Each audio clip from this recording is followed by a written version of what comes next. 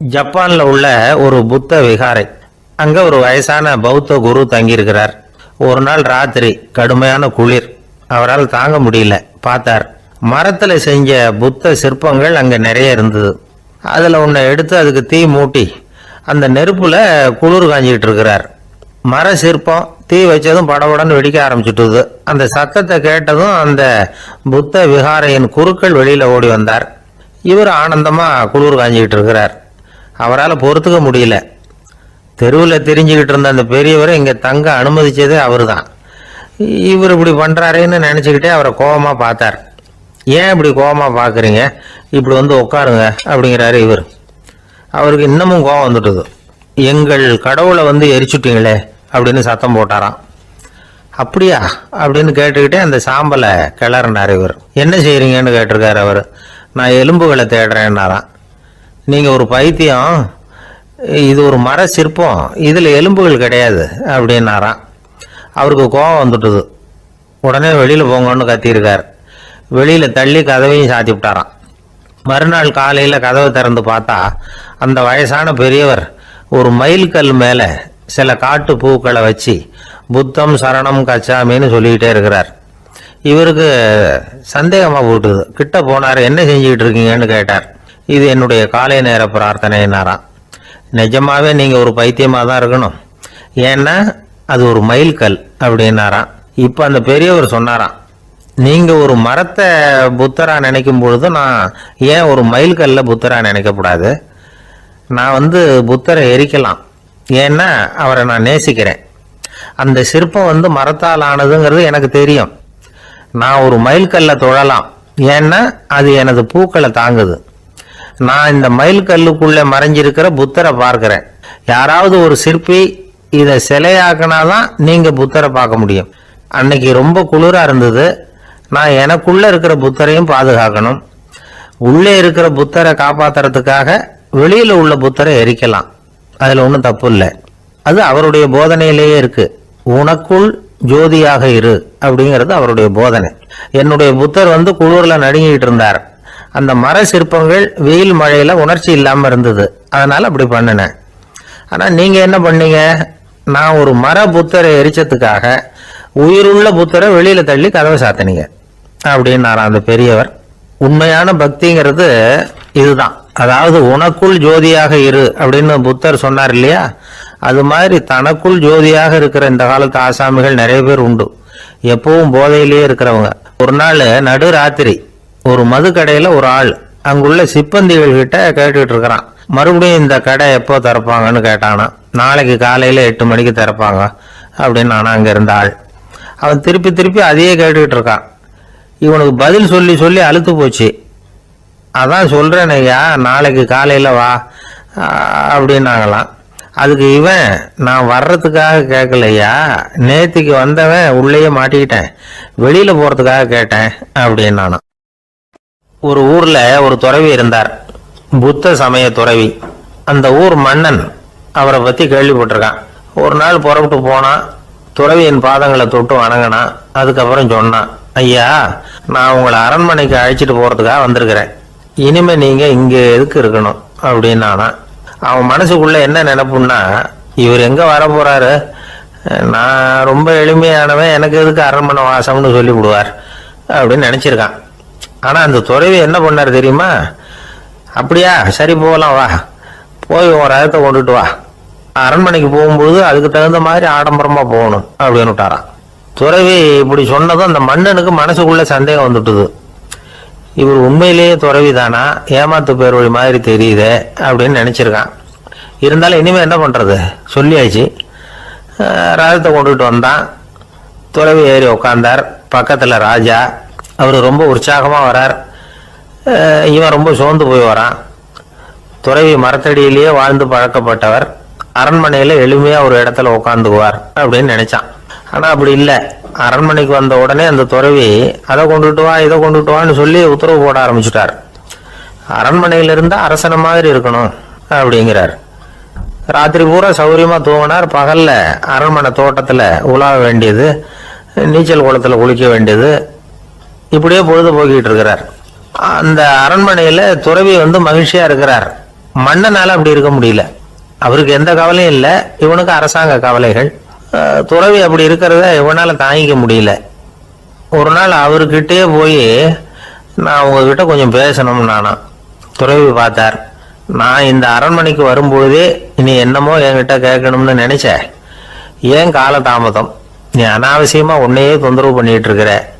நீ கவலையா இருக்கேங்கிறது எனக்கு புரியுது.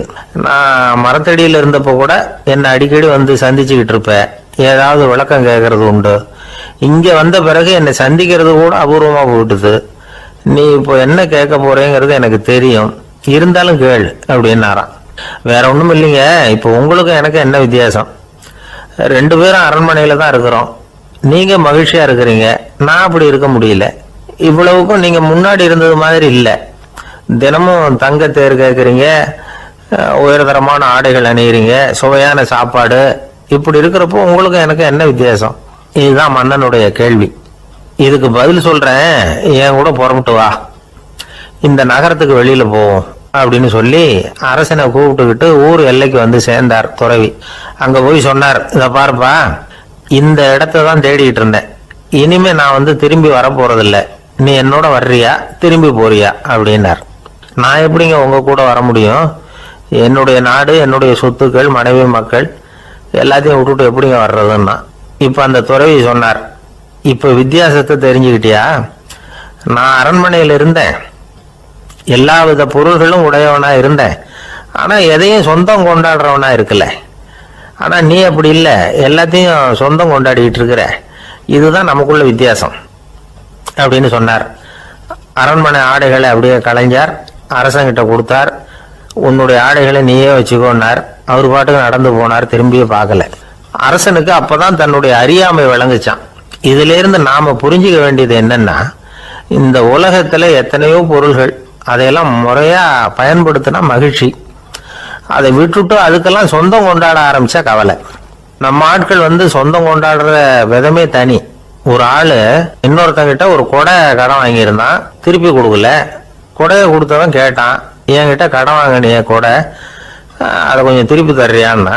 அது உனக்கு இப்போ அவசரமா தேவைப்படுதா அப்படின்னு கேட்டான் இவன். எனக்கு தேவைப்படல, அந்த கொடையை நான் யாருகிட்ட வாங்கியிருந்தேனோ அவனுக்கு இப்போ அது அவசரமா தேவைப்படுது அப்படின்னு அந்த ஆள். திபேத் நாட்டுல புத்த மடாலயங்கள் நிறைய உண்டு. அதுக்கு ஒரு தலைமையகமும் உண்டு. அது வந்து இந்த திபேத் தலைநகரம் லாசாவில் இருக்குது. ரொம்ப காலத்துக்கு அப்பால அதை பற்றிலாம் நிறைய விவரங்கள் எழுதி வச்சிருக்கிறாங்க. அது இப்போவும் நமக்கு கிடைக்குது. அதாவது ரொம்ப தூரத்துக்கு அந்தாண்ட மலைகளுக்கு நடுவில் ஒரு கிளை மடாலயம். அந்த மடத்தின் தலைவருக்கு வயசாயிட்டு தான், அதனால தலைமை பொறுப்பை வந்து வேற ஒருத்தர்கிட்ட ஒப்படைக்கலாம் அப்படின்னு முடிவு பண்ணாராம். உடனே ஒரு லாமாவை கூப்பிட்டார். அவர் மூலமா தலைமை மடாலயத்துக்கு செய்தி அனுப்புனார், பொருத்தமான வாரிசு ஒருத்தரை அனுப்பி வைக்கும்படியாக. அந்த வாலிப லாமா புறப்பட்டார். காடு மேடெல்லாம் நடந்து போறார். ரொம்ப நாள் கழிச்சு தலைமை பீடத்தை அடைஞ்சார். தலைமை குரு கிட்ட விவரத்தை சொன்னார். தகுதியான ஒருத்தரை அனுப்பி வச்சா அழைச்சிட்டு போறேன் அப்படின்னார். சரி, நாளைக்கு காலையில் நீங்க அவங்க எல்லாரையும் அழைச்சிட்டு போகலாம்னார் அவரு. அவங்க எல்லாரையுமா? அங்க தேவைப்படுறது ஒருத்தர் தானே அப்படின்னார் இவர். ஆமான்னார். அப்புறம் ஏன் எல்லாரையும் அழைச்சிட்டு போக சொல்றீங்கன்னார். அது இப்போ உனக்கு புரியாது. நான் ஒரு 100 பிக்குகளை அனுப்புறேன், அதாவது பிட்சுகளை. அவ்வளவு பேரையும் அங்க வச்சு சமாளிக்க முடியாது அப்படின்னாரு இவரு. இருந்தாலும் இப்ப அந்த தலைமை குரு என்ன சொன்னார்னா, அதை பத்தி கவலைப்படாத, நான் வந்து 100 பேரை அனுப்புறேன், அதுல 99 பேர் வழியிலேயே காணாம போடுவாங்க, ஒருத்தன் மட்டும்தான் வருவான், அவனும் அங்க வந்து சேர்ந்துட்டானா நீ ரொம்ப கொடுத்து வச்சவன் அப்படின்னார். இவருக்கு ஒன்றும் புரியல. இருந்தாலும் மறுநாள் அந்த வாலிப லாமா 100 பேரை அழைச்சிக்கிட்டு புறப்பட்டார். போற வழியிலேயே பல பேர் அங்கங்க பிச்சுட்டு போட்டாங்க. அவர் சொன்னது மாதிரியே வழியில அவங்க ஊர்கள் இருந்தது தான் காரணம். அப்பா அம்மாவை பார்த்துட்டு வரேன் அப்படின்னு கொஞ்சம் பேர் போனாங்க. சொந்த பந்தத்தை பார்த்துட்டு வரேன் அப்படின்னு கொஞ்சம் பேர். ஒரு வாரம் ஆச்சு. இப்ப மிஞ்சினது 10 பேர் தான். வழியில ஒரு நகரம், அங்க சில பிட்சுக்கள் வந்து சந்திச்சாங்க. எங்க மடத்து தலைவர் இறந்துட்டார், உங்கள யாராவது ஒருத்தர் எங்களுக்கு தலைவராக முடியுமா அப்படின்னு கேட்டாங்க. 10 பேரும் தயார். அதுல ஒருத்தரை அழைச்சிட்டு அவங்க போயிட்டாங்க.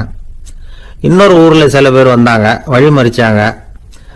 நில்லுங்க, எங்கள் மன்னர் மகளுக்கு திருமணம், அதை நடத்தி வைக்க 3 லாமாக்கள் தேவை அப்படின்னாங்க. இப்படி கொஞ்சம் கொஞ்சமாக எல்லாரும் காலி. கடைசியில் 2 பேரும் மிஞ்சினாங்க. அங்கே ஒரு இளம்பெண் எதிரில் வந்தா, எங்கள் அப்பா வேட்டைக்கு போயிருக்கிறாரு, இன்னும் திரும்பி வரல, வீட்டில் வேற யாரும் இல்லை, தனியாக இருக்க பயமாக இருக்கு, யாராவது ஒருத்தர் எனக்கு துணையாக இருக்கணும் அப்படின்னு கேட்டுக்கிட்டா. எங்கள் 2 பேரில் நீயே ஒருத்தரை தேர்ந்தெடுத்துக்கோ, இல்லைன்னா எங்களுக்குள்ள சண்டை வந்துடும் அப்படின்னாங்க. இப்போ மிஞ்சினவர் ஒருத்தர், அவருக்கும் ஒரு சோதனை வந்தது. ஒரு தர்க்கவாதி எதிரில் வந்தான், உன்னோட வாதம் பண்ணணும்னா. இவனோட வாதம் பண்ணுறேன், அது முடிய ரொம்ப காலம் ஆகலாம், தர்க்கத்தில் நான் ஜெயிச்சா அங்கே வரேன், இல்லைன்னா இவருடைய சீடனை ஆயிடுவேன் அப்படின்னார் அவர். கடைசியாக அழைக்க வந்த வாலிபலாமா மட்டும் வெறும் கையோடு திரும்பி போனார். அங்கே இருந்த வயசான மடாதிபதி கேட்டார், எத்தனை பேர் அங்கேருந்து புறப்பட்டீங்கன்னார். என்னையும் சேர்த்து 101ன்னார் அவர். நல்லது, நீயாவது திரும்பி வந்திய, அதுதான் எனக்கு போதும், ஏன்னா நீ தான் எனக்கு உண்மையான வாரிசு, அந்த 100 பேரில் யாரும் வரமாட்டாங்க அப்படின்னார் அவர். ஏன்னா அவருக்கு தெரியும் இவர் ஒருத்தர் தான் திரும்பி வருவாருங்கிறது. திபேத்தில் ஒரு பழங்கால பழமொழி உண்டாம், 100 பேர் செல்லலாம், எப்பொழுதாவது ஒருவன் அபூர்வமாக அடைய வேண்டிய இடத்தை அடைவான். இதுதான் அந்த பழமொழி. ஒரு உன்னதமான இலக்கை அடையணும்னா அது அவ்வளவு சுலபமான காரியம் இல்லை. இந்த காலத்து மடாலயம் ஒன்று, அதில் ஒரு தலைவர், அவருக்கு வயசாயிட்டது, தனக்கு ஒரு வாரிசை நியமிக்கணும் அப்படின்னு ஆசைப்பட்டார். ரொம்ப கஷ்டப்பட்டு ஒருத்தரை பிடிச்சார், தனக்கு வாரிசா நியமிச்சுட்டு அவர் சமாதி ஆயிட்டார். புதுசாக பொறுப்பேற்றுக்கிட்டவர் அப்படியே உட்காந்துருந்தார். அவரை தேடிட்டு பத்திரிகை நிருபர்கள்லாம் வந்தாங்க, கேட்டாங்க. அவர் உங்கள் பொறுப்பில் அவர் பெரியவர் விட்டுட்டு போன இது எவ்வளவு சுமாராக தேரும், எவ்வளவு விட்டுட்டு போனார் அப்படின்னு கேட்டிருக்கிறாங்க. அது என்ன ஒரு 50 லட்சம் இருக்கும் அப்படின்னாராம். அவ்வளவும் பணமா அப்படின்னு கேட்டிருக்காங்க. இல்லைங்க, கடன் அப்படின்னாராம் இவர். ஒரு ஜென் துறவி, அவருக்கு ரொம்ப வயசாயிட்டுது, கடைசி காலம், நண்பர்களெல்லாம் கூப்பிட்டார். நண்பர்களே, நான் வித்தியாசமான முறையில் சாகணும்னு ஆசைப்படுறேன், அதுக்கு ஏதாவது யோசனை சொல்லுங்களேன் அப்படின்னு கேட்டாராம். நண்பர்கள் சிரிச்சாங்க. என்ன பேச்சு பேசுறீங்க, சாவறதுங்கிறது என்ன விளையாட்டு கத்தனமான காரியமா அப்படின்னு கேட்டிருக்காங்க. அந்த துறவி கொஞ்ச நேரம் யோசனை பண்ணார். அப்புறம் கேட்டாராம், இது வரைக்கும் யாராவது நடந்துக்கிட்டே இறந்துருக்குறாங்களா அப்படின்னாராம். எல்லாரும் இல்லைன்னாங்களாம். ஒருத்தர் மட்டும் சொல்லியிருக்கார், அப்படியும் ஒருத்தர் இறந்துருக்கிறதாக ஒரு கதையில் படிச்சிருக்கிறேன், ஒரு ஞானியால் தான் அப்படியெல்லாம் செய்ய முடியும் அப்படின்னு அவர் சொன்னாராம். சரி, அப்படின்னா அந்த முறை நமக்கு வேணாம், நின்றுக்கிட்டே யாராவது உயிரை விட்டுருக்காங்களா அப்படின்னு விசாரிச்சாராம். அப்படியும் ஒருத்தர் இறந்துருக்கிறார் அப்படின்னாங்களாம். மறுபடியும் அந்த துறவி யோசனை பண்ணியிருக்கிறார், ஏதாவது வித்தியாசமான முறையில் நாம் போகணும் அப்படிங்கிறது அவருடைய விருப்பம். மனிதன் எப்படி வாழ்கிறானோ அப்படி இறப்பது தான் நல்லது. சரி, யாராவது தலைகீழாக யோகம் செய்யும் நிலையில் இறந்துருக்கிறாங்களா அப்படின்னு விசாரிச்சாராம். நண்பர்கள் சிரித்தாங்க. தலைகீழாக நின்னபடி இறந்ததாக நாங்கள் கேள்விப்பட்டதே இல்லை, அது முடியாத காரியம் அப்படின்னு இருக்காங்க. இப்போ அந்த துறவிக்கு திடீர்னு உற்சாகம் வந்துட்டுது. உடனே எழுந்திரிச்சார், தலைகீழாக நின்னார், அப்படியே உயிரை விட்டுட்டார். அவ்வளோதான். அந்த மடாலயத்தில் ஒரே குழப்பம், எப்படி அவரை கீழே இறக்கி படுக்க வைக்கிறது அப்படின்னு புரியல. இப்படி உயிர் விடுறதை பற்றி அவங்க இதுவரைக்கும் கேள்விப்பட்டதும் இல்லை. உண்மையிலேயே இவர் இறந்து தான் போனாராங்கிறதும் தெரியல. சோதிச்சு பார்த்தாங்க, இதய துடிப்பு, நாடி துடிப்பு எல்லாம் நின்று போயிருந்தது. இவர் எப்போவும் இப்படி தான், என்ன பண்ணுறது இப்போ அப்படின்னு சொல்லி எல்லாரும் குழம்பிக்கிட்டு இருக்கிற சமயத்தில் ஒரு பெரியவர் யோசனை சொன்னார். இந்த துறவியோட மூத்த சகோதரி பக்கத்து மடாலயத்தில் இருக்கிறாங்க, அவங்கள இங்கே அழைச்சிட்டு வந்தால் ஏதாவது வழி கிடைக்கும் அப்படின்னார். அந்த அம்மாவுக்கு 90 வயசு. அழைச்சிட்டு வந்தாங்க.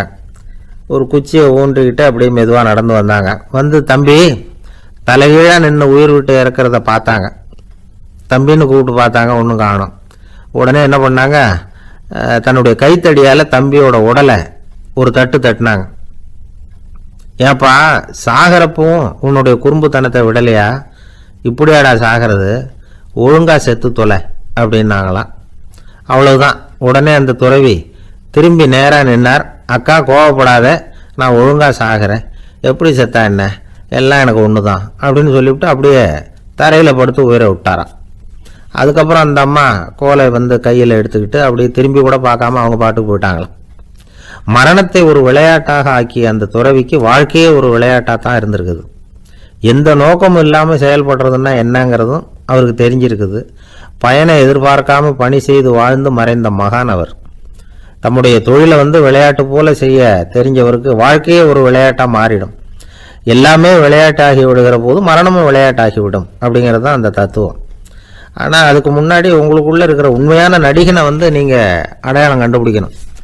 நீங்கள் நடிக்க வேண்டியதே இல்லை, நீங்கள் ஏற்கனவே நடிச்சுக்கிட்டு தான் இருக்கிறீங்க. நீங்கள் இந்த உண்மையை தெரிஞ்சுக்கணும், அவ்வளவுதான். இதுதான் ஞானிகளுடைய கருத்து. வாழ்க்கையை சரியாக புரிஞ்சுக்கிட்டா எல்லாமே நடிப்புங்கிறது புரியும். கல்யாண பத்திரிக்கை அனுப்பியிருந்தேனே, ஏன்டா வரலன்னு கேட்டான் ஒருத்தன். வந்திருந்தேனே அப்படின்னானா இவன். டேய், ஏன்டா போய் சொல்கிற, நான் பத்திரிக்கையே உனக்கு அனுப்பலையே அப்படின்ட்டுருக்கான் அவன். அதுக்கு இவன் சொன்னானா, பத்திரிக்கை அனுப்புனேன்னு நீ போய் சொல்கிறப்போ கல்யாணத்துக்கு வந்தேன்னு நான் போய் சொல்லக்கூடாதா அப்படின்னானா. ஒரு அம்மா தெருவில் உட்காந்து என்னத்தையோ தேடிட்டு இருக்கிறாங்க. அந்த அம்மா ஒரு சுஃபி ஞானி. அவங்க பேர் என்னன்னா ரபியா அல் அடாவியா. அந்த அம்மாவுக்கு கண் கூட தெளிவாக தெரியாது. அந்த பக்கமாக வந்த சில பேர் இவங்களுக்கு உதவி செய்யறதுக்காக வந்தாங்க. என்ன தேடிட்டு இருக்கிறீங்க அப்படின்னு கேட்டாங்க. இதுக்கு அந்த அம்மா, அந்த கேள்வி அவ்வளோ முக்கியத்துவம் இல்லை, நான் தேடிட்டு இருக்கிறேன், உங்களால் முடிஞ்சால் எனக்கு உதவி பண்ணலாம் அப்படின்னாங்களாம். உதவி செய்ய வந்தவங்களுக்கு ஆச்சரியம். எதை தேடுறோங்கிறது தெரியாமல் இப்படி ஏன் நேரத்தை செலவழிக்கிறீங்க, நாங்கள் எப்படி உங்களுக்கு உதவ முடியும், எங்களுக்கு ஒன்றும் புரியலையே அப்படின்ட்டுருக்காங்க. சரி, உங்களை திருப்தி பண்ணுறதுக்காக சொல்கிறேன், ஒரு குண்டூசி தொலைஞ்சி போச்சு, அதை தேடுறேன் அப்படின்னாங்களாம் அந்த அம்மா. அதுக்கப்புறம் இவங்களும் சேர்ந்து தேட ஆரம்பிச்சிட்டாங்க. கொஞ்ச நேரம் ஆச்சு, ஒன்றும் கிடைக்கல. உதவி செய்ய வந்தவங்களும் அழுத்து போட்டாங்க. அப்புறம் கேட்டாங்க, பாருங்கம்மா, இது ரொம்பவும் பெரிய தெரு, அகலமான தெரு, அதனால் குறிப்பாக நீங்கள் எந்த இடத்துல அந்த குண்டூசியை தொலைச்சிங்க அதை சொல்ல முடியுமான்னாங்களாம். இதுக்கு அந்த அம்மா, நீங்கள் மறுபடியும் அர்த்தமில்லாத கேள்வியை கேட்குறீங்க, உங்கள் கேள்விக்கும் நான் தேடுறதுக்கும் என்ன சம்மந்தம்னாங்களாம். இதை கேட்டதும் அவங்க ஒரு மாதிரி ஆயிட்டாங்க. என்னம்மா நீங்கள் பைத்தியம் மாதிரி பேசுகிறீங்க அப்படின்னாங்களாம். சரி, உங்களை மறுபடியும் திருப்திப்படுத்துறதுக்காக சொல்கிறேன், அதை நான் வந்து எங்கள் வீட்டில் தொலைச்சிட்டேன் அப்படின்னாங்களாம். அப்புறம் எதுக்காக இங்கே வந்து தேடிட்டு இருக்கிறீங்க அப்படின்னு கேட்டிருக்காங்க. ஏன்னா இங்கே தான் வெளிச்சம் அதிகமாக இருக்குது, அங்கே வீட்டுக்குள்ளே இருட்டாக இருக்குது, அதனால் இங்கே வந்து தேடுறேன், வெளிச்சம் உள்ள இடத்துல தானே தேட முடியும் அப்படின்னாங்களாம் அந்த ஞானி. இந்த கதைக்கு என்ன அர்த்தங்கிறத பெரியவங்க சொல்கிறாங்க. அதாவது இந்த தேடுதல்ங்கிறது ஒரு வியாதி. அது வந்து நம்ம வந்து சதா அலைய வைக்கும், பைத்தியமாக மாற்றுறதுக்கு முயற்சி பண்ணோம். ஒரு காலம் வந்து அது நிறைவு அடையவே அடையாது. வாழ்வுங்கிறது ஒரு புரிந்து கொள்ள முடியாத சதா இயங்கி கொண்டிருக்கிற ஒரு செயல். அதுக்கு ஆரம்பமும் இல்லை, முடிவும் கிடையாது. எதையோ தேடணும் அப்படிங்கிற உந்துதல் நமக்குள்ளே இருக்கும், ஆனால் குறிப்பாக எதை தேடிட்டு இருக்கிறோம் அப்படிங்கிறது புரியாது. அப்படி ஏதாவது ஒன்றை தேடி அடைஞ்சிடுறோம்னு வச்சுக்கோங்க, உடனே ஒரு அதிருப்தி வந்துடும். அதனால் வாழ்க்கைங்கிறது சலிப்பு நிறைந்தது அப்படிங்கிற எண்ணத்தை உண்டாக்கிக்கிறோம். ஒன்று அடைஞ்சதுக்கு அப்புறம் இன்னொன்று தேட ஆரம்பிச்சிருவோம். ஆக இந்த தேடல்ங்கிறது நாம் ஒன்று அடைஞ்சாலும் அடையாவிட்டாலும் தொடர்ந்து நடந்துக்கிட்டு தான் இருக்கும்.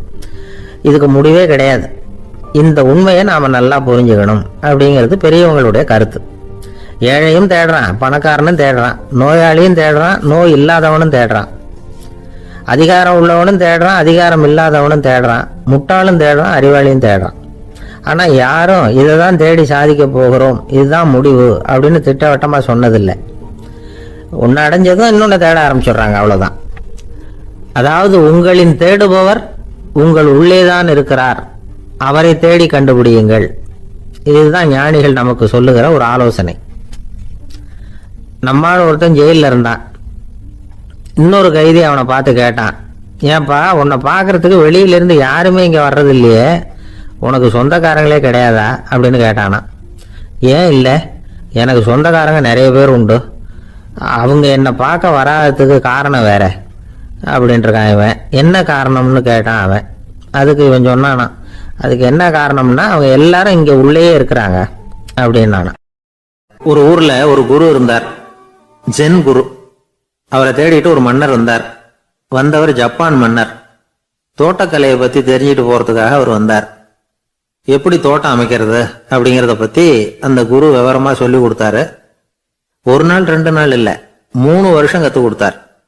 அதுக்கப்புறம் சொன்னார், நான் கத்து கொடுத்துட்டேன், இனிமே நீங்க போகலாம், போய் தோட்டம் அமைக்கலாம், அதுதான் உங்களுக்கு பரிசை. தோட்டம் அமைச்ச பிறகு சொல்லி அனுப்புங்க, நான் வந்து பாக்குறேன். நீங்க இங்க என்னவெல்லாம் கத்துக்கிட்டீங்களோ அதையெல்லாம் அங்க செயல்முறையில செஞ்சு காட்டுங்க அப்படின்னு சொல்லி அனுப்பி வச்சார். மன்னர் போனார். அரண்மனைக்கு பக்கத்திலேயே ஒரு பெரிய தோட்டத்தை உண்டு பண்ணினார். அழகான மரங்களையும் செடிகளையும் உருவாக்கினாரு. கிட்டத்தட்ட 1000 தோட்டக்காரர்களை பயன்படுத்தி 3 வருஷங்கள் முயற்சி பண்ணி அந்த அழகான தோட்டத்தை உருவாக்கினார். குரு கிட்ட இருந்து செய்தி வந்தது, நாளைக்கு வந்து தோட்டத்தை பாக்குறேன் அப்படின்னு. மன்னர் உடனே சுறுசுறுப்பாயிட்டார். முதல் நாளே தோட்டத்தை சுத்தப்படுத்தினார். ராத்திரி பூரா யாரும் தூங்கல. எல்லாருக்கும் தோட்டத்தை ஒழுங்குபடுத்துற வேலை. அது அந்தந்த இடத்துல ஒழுங்கா இருக்குதா அப்படின்னு சரி பார்த்தாங்க. ஒரு தவறும் இல்லாத வகையில அதை ஒழுங்குபடுத்தினாங்க. மறுநாள் குரு வந்தார், தோட்டத்தை பார்த்தார். அவருக்கு கோபம் வந்துட்டுது. மன்னருக்கு ஆச்சரியம், எப்பவும் சிரிச்சுக்கிட்டே இருக்கிறவர் இப்ப எப்படி இருக்கிறாரே அப்படின்னு. மெதுவா குரு கிட்ட போய், எல்லாம் சரியா தானே இருக்குது அப்படின்னார். எல்லாம் சரிதான், ஆனாலும் எங்கே அந்த பொன்னிற காற்று அப்படின்னார். உதிர்ந்த இலைகள், பொன் மஞ்சள் நிற இலைகள் காற்றில் அப்படி புரண்டு ஓடுவதை நான் பார்க்க முடியவில்லையே அப்படின்னாராம். அது இல்லாம இந்த தோட்டம் உயிரோட்டம் உள்ளதா இருக்காது, இதுல பாடல் இல்லை, ஆடல் இல்லை, அதெல்லாம் இல்லாம இந்த தோட்டம் ரொம்பவும் செயற்கையா தெரியுதுன்னாராம். மன்னர் இப்பதான் யோசனை பண்ணார்.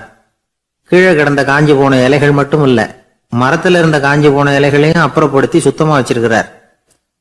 இறப்பும் வாழ்க்கையினுடைய ஒரு பகுதி தான். மரணம்ங்கிறது வாழ்க்கைக்கு எதிரானது அல்ல, அதை நிரப்பும் ஒரு பகுதி தான் அது. மரணம் இல்லையில் வாழ்க்கையே இல்லை அப்படிங்கிறது பெரியவங்க கருத்து. இப்ப அந்த தோட்டம் அழகா தான் இருக்குது, இருந்தாலும் அது ஒரு ஓவியம் மாதிரி உயிர் இல்லாமல் இருக்கு.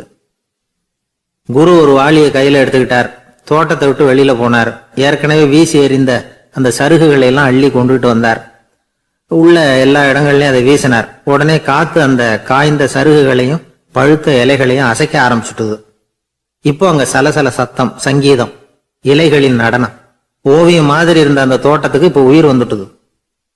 இதுதான் அந்த பொன்னான காற்று அப்படின்னாராம் குரு. மன்னருக்கு புரிஞ்சுது. மிகப்பெரிய ஜென் கேள்வி ஒன்று உண்டு. உம்மான் அப்படிங்கிற ஒரு பெரிய குருவை பார்த்து துறவி ஒருத்தர் கேட்டாராம், இலைகள் எல்லாம் கீழே விழுந்து மரங்கள் மொட்டையாக இருக்கும் பொழுது என்ன நடக்கும்? இதுதான் கேள்வி. இதுக்கு உம்மான் சொன்ன பதில் பொன்னான காற்று, தி கோல்டன் விண்ட் அப்படின்னாராம். இதுக்கு என்ன விளக்கம்னா, உன்னுடைய எண்ணங்கள் எல்லாம் உன்னுடைய மனசிலிருந்து கீழே விழுந்து உனது உள்ளுணர்வானது மொட்டையாக நிற்கும் நிலைதான் அது. உனது வேர்களின் அருகில் காற்று வீசுகிறது.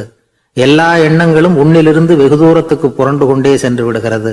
நீ அவற்றை கடந்து விட்டால் நீ அவைகளுக்கெல்லாம் மேலெழுந்து கீழே பார்ப்பவனைப் போல நிற்க ஆரம்பித்து விடுவாய். அதுதான் தியானம் என்பது அப்படின்னு சொல்றாங்க. தியானம்ங்கிறது எண்ணத்துக்கு எதிரானது இல்ல, தியானம்ங்கிறது எண்ணங்களை கடந்து செல்வதுதான். அதுக்கப்புறம் நாம பொன்னிற காற்றுல ஆட ஆரம்பிச்சிருவோம். இதுதான் பெரியவர்கள் சொல்றது. என்கிட்ட ஒருத்தர் தோட்டம் அமைக்கணும்னு யோசனை கேட்டு வந்தார். எல்லாம் சொல்லி கொடுத்தேன். செடிகள்லாம் செழிப்பா வளரணும்னா வேர் காயாம பாத்துக்குங்க, தினமும் தண்ணி விடுங்க அப்படின்னு சொல்லி அனுப்பி வச்சேன். 1 மாசம் கழிச்சு ஒரு தோட்டத்தை பாக்குறதுக்காக போனேன். போய் பார்த்தா எல்லா செடியும் வாடி கிடக்குது. என்னங்க இப்படி பண்ணிவிட்டீங்கன்னு. நீங்க சொன்னபடிதான் செஞ்சேன்னார். என்ன செஞ்சீங்கன்னு கேட்டேன். வேறு காயாம பார்த்து சொன்னீங்க, தினமும் ஒரு தடவை எல்லா செடியையும் ஒவ்வொன்னா புடுங்கி பார்த்து வேறு காயாம இருக்கா அப்படின்னு பார்த்துட்டு அதுக்கப்புறம் தண்ணி பாய்ச்சனே, அவ்வளவுதான் அப்படின்னார். ஒரு ஊர்ல ஒரு பெரியவர் இருந்தார். அவர் ஒரு குரு. அவர் தொடர்ந்து தியான கூட்டங்கள் நடத்துவார். அந்த கூட்டத்துல கலந்துக்கிறதுக்காக பல ஊர்கள்ல இருந்து சீடர்கள் நிறைய பேர் வருவாங்க போவாங்க. ஒரு நாள் அங்க கூட்டம் நடந்துகிட்டு இருக்குது. அந்த சமயத்துல சீடர்கள்ல ஒருத்தன் என்னத்தையே திருடி விட்டான். மற்ற சீடர்கள் அதை கவனிச்சுட்டாங்க. இவன் ஆப்பிட்டுக்கிட்டான். கூட்டம் முடிஞ்ச பிற்பாடு இவன் திருடின விஷயத்த அந்த பெரியவர்கிட்ட போய் சொன்னாங்களாம். அவர் கவனத்துக்கு கொண்டுகிட்டு போனாங்க. ஆனா அவர் இதை காதலியே போட்டுக்கல, கண்டுக்கவே இல்லை. போய் சொன்ன சீடர்களுக்கெல்லாம் ஏமாத்தமா போயிட்டுது. என்ன இது, இவ்வளவு தூரம் நாம கண்டுபிடிச்சு போய் சொல்றோம், அவரு கண்டுக்கவே மாட்டேங்கிறாரே அப்படின்னு ஒரு மாதிரி ஆயிட்டாங்க. இருந்தாலும் அதை பற்றி ஒன்றுமே சொல்லிக்கல, பேசாமல் இருந்துட்டாங்க. கொஞ்ச நாள் ஆச்சு. அதே ஆள் மறுபடியும் ஒரு திருட்டில் மாட்டிக்கிட்டான். சீடர்கள் மறுபடியும் அந்த குரு கிட்ட விஷயத்த சொன்னாங்க. அவர் அப்பவும் வழக்கம் போல சும்மாவே இருந்துட்டார். இவர் இப்படி இருக்கிறத பார்த்ததும் அந்த சீடர்களுக்கு கோபம் வந்துட்டுது. உடனே அந்த சீடர்கள்லாம் ஒன்று கூடி பேசினாங்களாம். எல்லாருமா சேர்ந்து ஒரு விண்ணப்பம் தயார் பண்ணாங்க. அதை குருநாதர்கிட்ட கொண்டுட்டு போய் கொடுத்தாங்க. அந்த விண்ணப்பத்தில் இவங்க என்ன எழுதியிருக்கிறாங்க தெரியுமா? குருநாதர் அவர்களே, உடனே திருடனவன் மீது சட்ட நடவடிக்கை எடுக்கணும். நீங்கள் அப்படி அவனை இங்கே சேர்க்கக்கூடாது. நீங்கள் சேர்த்தீங்கன்னா நாங்கள் இங்கே இருக்கிறத பற்றி யோசிக்க ஆரம்பிச்சிருவோம். அவனை இந்த மடத்தை விட்டே துரத்தி பண்ணணும். நீங்கள் அவனை வெளியில் அனுப்புங்க, இல்லைன்னா நாங்கள் அத்தனை பேரும் வெளியில் போயிடுறோம். இப்படி தான் அந்த விண்ணப்பத்தில் எழுதியிருக்கிறாங்க. குரு அந்த விண்ணப்பத்தை வாங்கி படித்து பார்த்தார். அதுக்கப்புறம் அதை எழுதின அத்தனை பேரையும் கூப்பிட்டாரு. எல்லாரும் இப்படி வாங்கன்னாரு. வந்தாங்க. இப்படி என் எதிரில் உட்காருங்கன்னார். உட்காந்தாங்க. அப்புறம் சொன்னார், இதை பாருப்பா, நீங்கள் எல்லாரும் புத்திசாலிகள். உங்களுக்கு எது நல்லது எது கெட்டதுங்கிறது நல்லா தெரியும். நீங்கள் மேற்கொண்டு ஏதாவது படிக்கணும்னு நினச்சா வேற எங்கே வேணும்னாலும் போகலாம். அதுக்கு நான் தடை சொல்ல மாட்டேன்.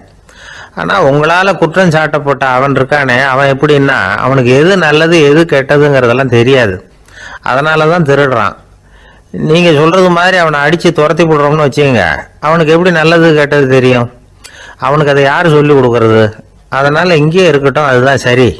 இதுக்காக நீங்கள் எல்லாரும் என்னை விட்டுட்டு போனாலும் சரி, அவனை நான் விரட்ட மாட்டேன் அப்படின்னு விட்டாரான். இவ்வளவையும் திருடனை அந்த சீடன் கேட்டுக்கிட்டே இருந்திருக்கான். அவன் கண்களில் கண்ணீர்.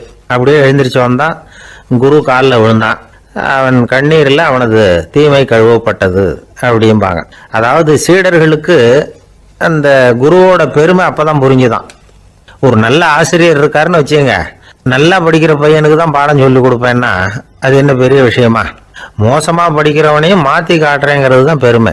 இந்த காலத்து குரு ஒருத்தர் ஒரு ஆசிரமம் வச்சு நடத்திட்டு வந்தார். நிறைய பேர் தினம் வருவாங்க போவாங்க. ஒரு நாள் ஒருத்தன் வந்தான். அந்த குரு முன்னாடி போய் நின்னான். ஐயா, என்ன உங்க சீடனா ஏத்துக்கணும்னா. அந்த குரு நிமிர்ந்து பார்த்தார். உன்னுடைய நோக்கம் என்னன்னு கேட்டார். ஐயா, உங்ககிட்ட கொஞ்ச நாள் இருந்தேன்னா நல்ல பழக்க வழக்கங்களை கற்றுக்கலாம். அதுக்கப்புறம் வெளியில் போய் ஒரு நல்ல தொழில் தொடங்கி வாழ்க்கையில் முன்னுக்கு வரணுங்கிறது தான் என்னோட நோக்கம் அப்படின்னா. நீ சொல்கிறது சரி, ஆனால் உன்னால் இங்கே நல்ல பழக்க வழக்கங்களை கற்றுக்க முடியலன்னு வச்சுக்கோ, அப்போ என்ன பண்ணுவேன் அப்படின்னு கேட்டார் அவர். அப்படி ஆச்சுன்னா என்ன, உங்களை மாதிரியே ஒரு ஆசிரமம் ஆரம்பித்து அதுக்கு குருவாக இருந்துட்டு போகிறேன் அப்படின்னு நானும். ஒரு சீன தேசத்து அரசர் இருந்தார். அவருக்கு வயசாயிட்டுது. அவருக்கு அடுத்தபடியாக அவருடைய புள்ள பட்டத்துக்கு வரணும், ஆட்சி பொறுப்பை ஏற்றுக்கணும். ஒரு நல்ல தலைவனுக்கு இருக்க வேண்டிய பண்புகள்லாம் தன்னுடைய மகனுக்கு இருக்கணும்னு விரும்பினார் அந்த அரசர். அதனால இளவரசனை பக்கத்தில் இருந்த ஒரு குரு கிட்ட அனுப்புனார். இளவரசன் அவர்கிட்ட போய் சேர்ந்தான். அந்த குரு என்ன பண்ணார் தெரியுமா? இவனை பார்த்து சொன்னார், இதை பாருப்பா, நீ என்ன பண்ற, இப்பவே பக்கத்தில் இருக்கிற காட்டுக்கு போ, நடு காட்டில் போய் ஒரு இடத்துல உட்காந்துக்கோ. அங்கே என்னென்ன சத்தம்லாம் உன் காதில் விழுதுன்னு கவனிச்சு கேளு. உன் காதில் விழுந்த ஓசைகள் என்னென்னங்கிறத என்கிட்ட சொல்லு, அதுதான் எனக்கு தெரியணும், உனக்கு வேலையும் அதுதான் அப்படின்னு சொல்லி அனுப்பி வச்சுட்டார். இளவரசன் காட்டுக்கு போனான். குரு சொன்னபடியே ஒரு இடத்துல உட்காந்து கவனிச்சு கேட்டான். அதுக்கப்புறம் குரு கிட்ட திரும்பி வந்தான். என்னென்ன சத்தம்லாம் கேட்ட அப்படின்னு கேட்டார் குரு. குருவே, காட்டுல நான் பறவைகள் சத்தம்லாம் கேட்டேன், மிருகங்களின் ஓசையையும் கேட்டேன், இதை தவிர இடி மின்னல் மழை இதுகளோட சத்தத்தையும் கேட்டேன் அப்படின்னா. குரு யோசனை பண்ணார், நீ இன்னமும் சரியா கேட்கல, அதனால மறுபடியும் காட்டுக்கு போ, கொஞ்ச நாள் தங்கி இருந்து கேட்டுட்டு வா அப்படின்னார். இளவரசனுக்கு ஒன்றும் புரியல.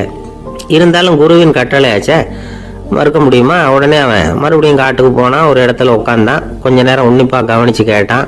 சில நாள் கழிச்சு குரு கிட்ட திரும்பி வந்தான். குருவே, இந்த தடவை சில துல்லியமான சத்தங்களை எல்லாம் கேட்டான். தேனி பறக்கிற சத்தம், நீரோடையின் மெல்லிய ஓசை, இதெல்லாம் கேட்டேன்னா. குரு சிரிச்சார். நீ மறுபடியும் காட்டுக்கு போ, இன்னும் சில நாள் அங்கே இரு, முழுமையா கவனமா கேட்டுட்டு வா அப்படின்னு சொல்லி அனுப்பி வச்சுட்டார். இளவரசனுக்கு குழப்பம் அதிகமாயிட்டுது. ஒண்ணுமே புரியல. மறுபடியும் காட்டுக்கு போனான். மௌனமா ஒரு இடத்துல உட்காந்துட்டான். அப்படியே தியானத்துல ஆழ்ந்துட்டான். சில நாள்ல அவனுக்கு இதுவரை கேட்காத ஓசைகள்லாம் கேட்க ஆரம்பிச்சுட்டுது. இதைத்தான் நான் கேட்கணும்னு என்னுடைய குரு எதிர்பார்த்திருக்கிறாருங்கிறத புரிஞ்சுக்கிட்டான். உடனே குரு கிட்ட ஓடனான். குருவே, இந்த தடவை காதுகளுக்கு கேட்க முடியாத சில ஓசைகளை கூட என்னால உணர முடிஞ்சுது. பூ மலருகிற ஓசை, சூரியனால பூமி சூடாகிறப்போ எழுகிற ஓசை, காலை பனித்துளி, இந்த புல்லுலாம் குடிக்கிற ஓசை, இது எல்லாம் என்னால் நல்லா கேட்க முடிஞ்சுது அப்படின்னா. குருவுக்கு இப்போதான் திருப்தி ஏற்பட்டுதான். இளவரசனை பார்த்து சொன்னார், இதை பாருப்பா, இப்போதான் நாட்டை ஆளுகிற தகுதி உனக்கு வந்திருக்குது அப்படின்னு சொல்லி அதுக்கு விளக்கமும் கொடுத்தாராம். எந்த அரசன் தன்னுடைய மக்களின் இதயம் பேசுகிற மௌன மொழியை, மௌன வார்த்தைகளை கேட்கிறானோ அவன் தான் ஆள தகுதி உள்ளவன். எந்த அரசன் தன்னுடைய மக்களின் உணர்ச்சிகளை உண்மையா உணர்றானோ அவன் தான் முதன்மையான அரசன். போலி வார்த்தைகளை மட்டும் கேட்டுட்டு பல மௌன ராகங்களை காதுல வாங்கிக்காதவன் அரசனே இல்லை. எந்த நாட்டுல எப்போ ஒரு அரசன் தன்னுடைய மக்களின் உணர்ச்சிகளை கேட்க மறுக்கிறானோ அன்னையிலிருந்து அந்த நாடு அழிய தொடங்குது அப்படின்னு அர்த்தம். இதுதான் அந்த குரு இளவரசனுக்கு போதிச்சது. வாயால பேசுறத மட்டும் கேட்டு ஏமாறக்கூடாது, உணர்ச்சிகளையும் கேட்கறதுல தான் மனப்பக்குவம் உண்டாகும். மக்கள் உணர்ச்சிகளை புரிந்து கொள்ளாத அரசர்கள் நீடிச்சிருக்க முடியாது. அது மாதிரி நாடுகள்ல அடிக்கடி குழப்பம் தான் உண்டாகும். அப்படி இருந்தா அடிக்கடி ஆட்சி மாறிக்கிட்டு இருக்கும்.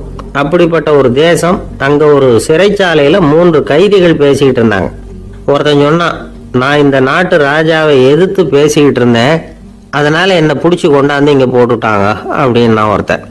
இன்னொருத்தன் சொன்னான், நான் இந்த நாட்டு ராஜாவை ஆதரிச்சு பேசிக்கிட்டு இருந்தேன், அதனால என்ன பிடிச்சி கொண்டாந்து இங்க தள்ளி விட்டாங்க அப்படின்னா.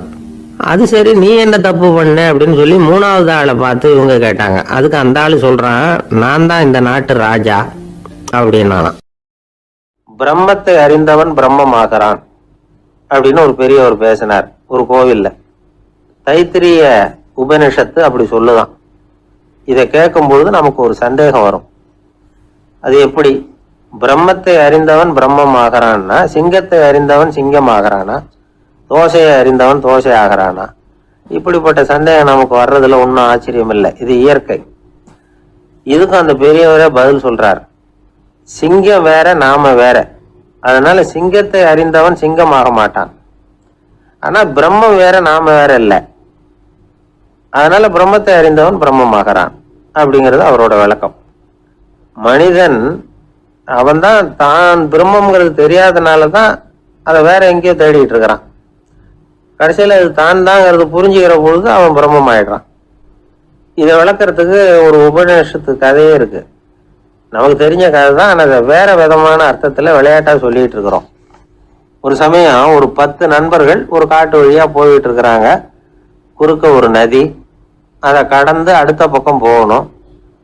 எல்லாரும் ஒரு வழியா கடந்து அடுத்த கரைக்கு போய் சேர்ந்துட்டாங்க. அங்க போய் சேர்ந்ததுக்கு அப்புறம் எல்லாரும் பத்திரமா வந்து சேர்ந்துட்டோமா அப்படின்னு தெரிஞ்சுக்கிறதுக்காக எண்ணி பார்க்கறான் அந்த கூட்டத்து தலைவன். அவங்க மொத்தம் 10 பேர். ஆனா அவன் எண்ணி பார்க்கறப்போ 9 தான் வருது. ஏன்னா அவன் தன்னை விட்டுட்டான். எதிரில் நிக்கிறவங்கள மட்டுமே எண்றான். ஐயோ 10வது ஆள் எங்கேங்கிறான், பதறான். சரி நீ இரு, நான் எண்ணி பாக்குறேன்னு சொல்லிவிட்டு இன்னொருத்தன் வந்து என்றான். அவனும் தன்னை விட்டுட்டு என்றான். 9 தான் வருது. எல்லாரும் கொய்ய முருகன்னு கத்த ஆரம்பிச்சிட்டாங்க. அந்த சமயத்துல ஒரு பெரியவர் அந்த பக்கமா வர்றாரு. என்ன விஷயம்னு விசாரிக்கிறார். 10வது ஆளை 6 அடிச்சுட்டு போட்டுது அப்படின்னு சொல்லி இவங்க அழறாங்க. சரி அழாதீங்க அப்படின்னு சொல்லி அந்த தலைவனை பார்த்து இப்படி வாங்குறார். வர்றான். இப்ப எனக்கு முன்னாடி ஒரு தரம் எண்ணு பார்க்கலாம்ங்கிறார். 1 2 3ன்னு ஆரம்பிச்சு 9ல வந்து முடிக்கிறான். உடனே பெரியவர், நீ தான் அந்த 10வது ஆள் அப்படிங்கிறார். இது உண்மை. நாம தான் அது. நாம தான் நம்மளை வேற எங்கேயோ தேடிட்டு இருக்கிறோம். நாம எங்கேயோ தேடிட்டு இருக்கிறோமே, அந்த பிரம்மம் நாம தான். இப்படி ஒரு பெரிய உண்மையை விளக்கறதுக்காக தான் அப்படி ஒரு கதை சொல்லப்பட்டது. ஆனா அதை நாம வேற விதமா வேடிக்கையா உபயோகப்படுத்திக்கிட்டு இருக்கிறோம். எப்படி தெரியுமா? ஒரு ஆத்தங்கரையில ஒரு 10 பேர் மூழ்கிக்கிட்டே நின்றுட்டு இருந்தாங்களாம். அந்த பக்கமா வந்த ஒருத்தன், ஏன் இப்படி மூழ்கிக்கிட்டு நிக்கிறீங்கன்னு கேட்டிருக்கிறான். எங்களுக்கு நீச்சல் தெரியாது, நாங்கெல்லாம் அடுத்த கரைக்கு போய் சேரணும் அப்படின்னு நாங்களாம். சரி நாங்க விட்டுட்டு போய் விடுறேன். எல்லாரும் அக்கறைக்கு போய் சேர்ந்த உடனே ஆளுக்கு 1 ரூபாய் வீதமா மொத்தம் 10 ரூபாய் எனக்கு கொடுக்கணும் அப்படின்னு இருக்கான் இவன். சரின்னு ஒத்துக்கிட்டாங்க. இவன் ஒவ்வொருத்தரா கையை பிடிச்சி மெதுவா ஆத்துல இறக்கி அழைச்சிட்டு போயிட்டான். 9 பேரை கரை சேர்த்துட்டான். 10வது ஆளு பாதி ஆத்துல போயிட்டு இருக்கிறப்போ திடீர்னு வெள்ளம் வந்துட்டுது. புடி நழுவி போச்சு. கையை விட்டுட்டான். வெள்ளம் அடிச்சுட்டு போட்டுது. அழைச்சிட்டு வந்தவன் நீச்சல் அடிச்சு தடுமாறி கரைக்கு வந்து சேர்ந்துட்டான். கரையில இருந்தவங்களுக்கு இந்த விஷயம் தெரியாது. இருந்தாலும் இவன் உடம்பு பூரா நனைஞ்சி கொஞ்சம் அதிகமாகவும் மூச்சு வாங்க நின்றுகிட்டு இருந்தானா. ஏங்க ஏன் இப்படி மூச்சு வாங்குது, என்ன விஷயம் அப்படின்னு கேட்டாங்களாம். அதுக்கு இவன் கொஞ்சமா அலட்டிக்காம சொன்னானா, வேற ஒண்ணும் இல்ல, நீங்க கொடுக்க வேண்டிய 10 ரூபாயில 1 ரூபா குறைஞ்சு போச்சு, அவ்வளவுதான் அப்படின்னானா. கிபி 1078 வருஷம் மார்ச் மாதம் 19ஆம் தேதி திங்கட்கிழமை அதிகாலை நேரம் ஒரு குழந்தை பிறந்தது.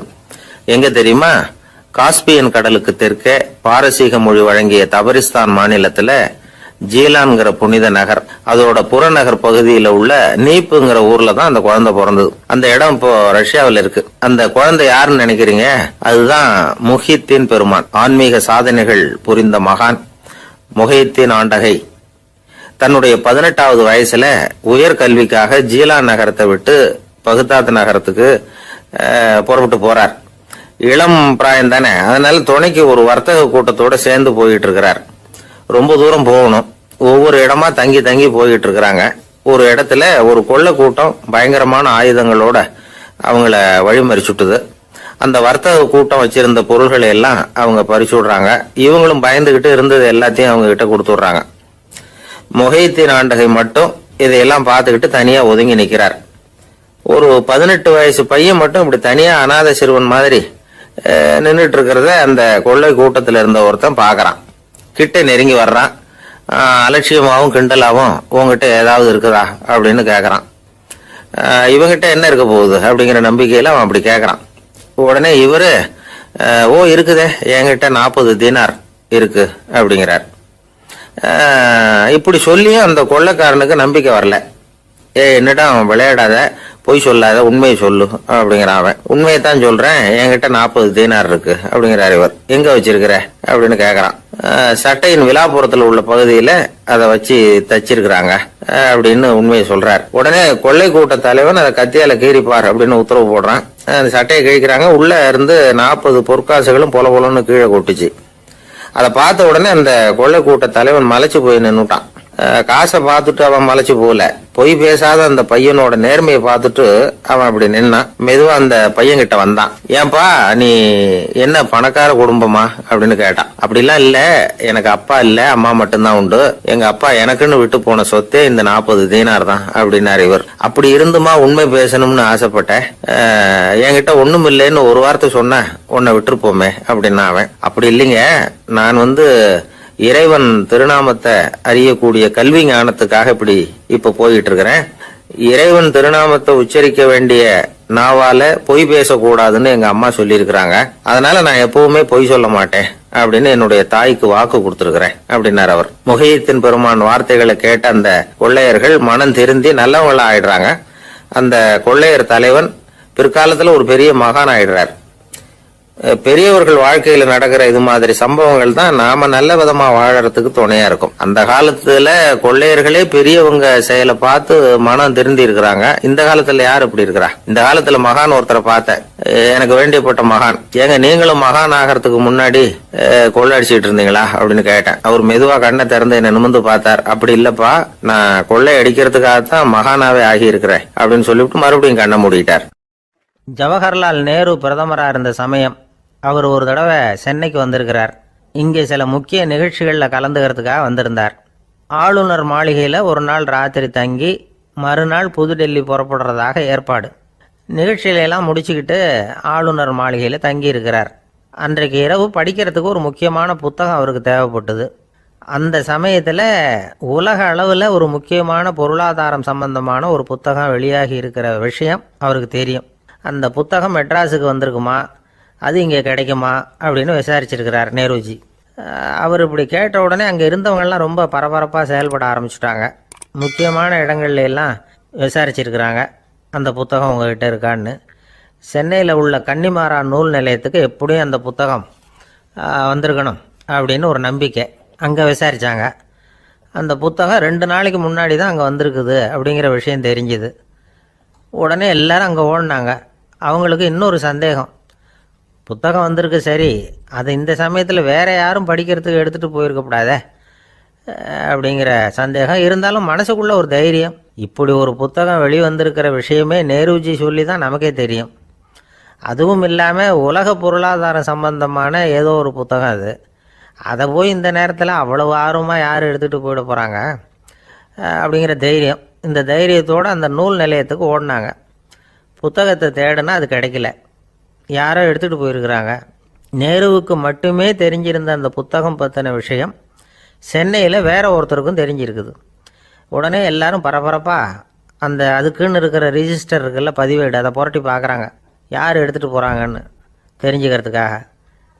எடுத்துகிட்டு போனவங்க அதில் கையெழுத்து போட்டிருப்பாங்கல்ல, அதை பார்த்து யாருன்னு தெரிஞ்சுக்கலாம் அப்படிங்கிறதுக்காக தான் அதை புரட்டுறாங்க. அதோ அந்த புத்தகத்தோட பேர் பக்கத்தில் அதை எடுத்துக்கிட்டு போனவங்க கையெழுத்து உத்து பார்க்குறாங்க எல்லாரும். அதில் போட்டிருக்குது பேர் CN அண்ணாதுரை அப்படின்னு எழுதியிருந்தது. அவர் தான் பேரறிஞர் அண்ணா. நேரு படிக்க விரும்பின ஒரு புத்தகத்தை அதே நேரம் படிக்க விரும்பின இன்னொரு தலைவர் இவர். படிக்கிறதுல அவருக்கு இருந்த ஆர்வத்தை நாம் தெரிஞ்சுக்கணும்னா அதுக்கு எவ்வளவோ சம்பவங்கள் இருக்குது. கடைசி காலத்தில் அவர் அடையாறு மருத்துவமனையில் படுத்திருக்கிறார்.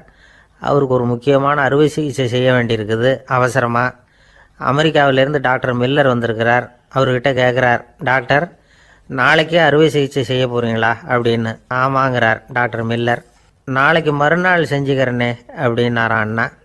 ஏன் ஏதாவது நாள் பார்க்குறீங்களான்னு கேட்டிருக்கார். இல்லை, ஒரு புத்தகத்தை படிச்சுக்கிட்டு இருக்கிறேன், அதை நாளைக்குள்ளே முடிச்சிருவேன், அதுக்கப்புறம் நான் இறந்தாலும் கவலை இல்லை அப்படின்னாரான் இவர். அவர் தான் அறிஞர் அண்ணா.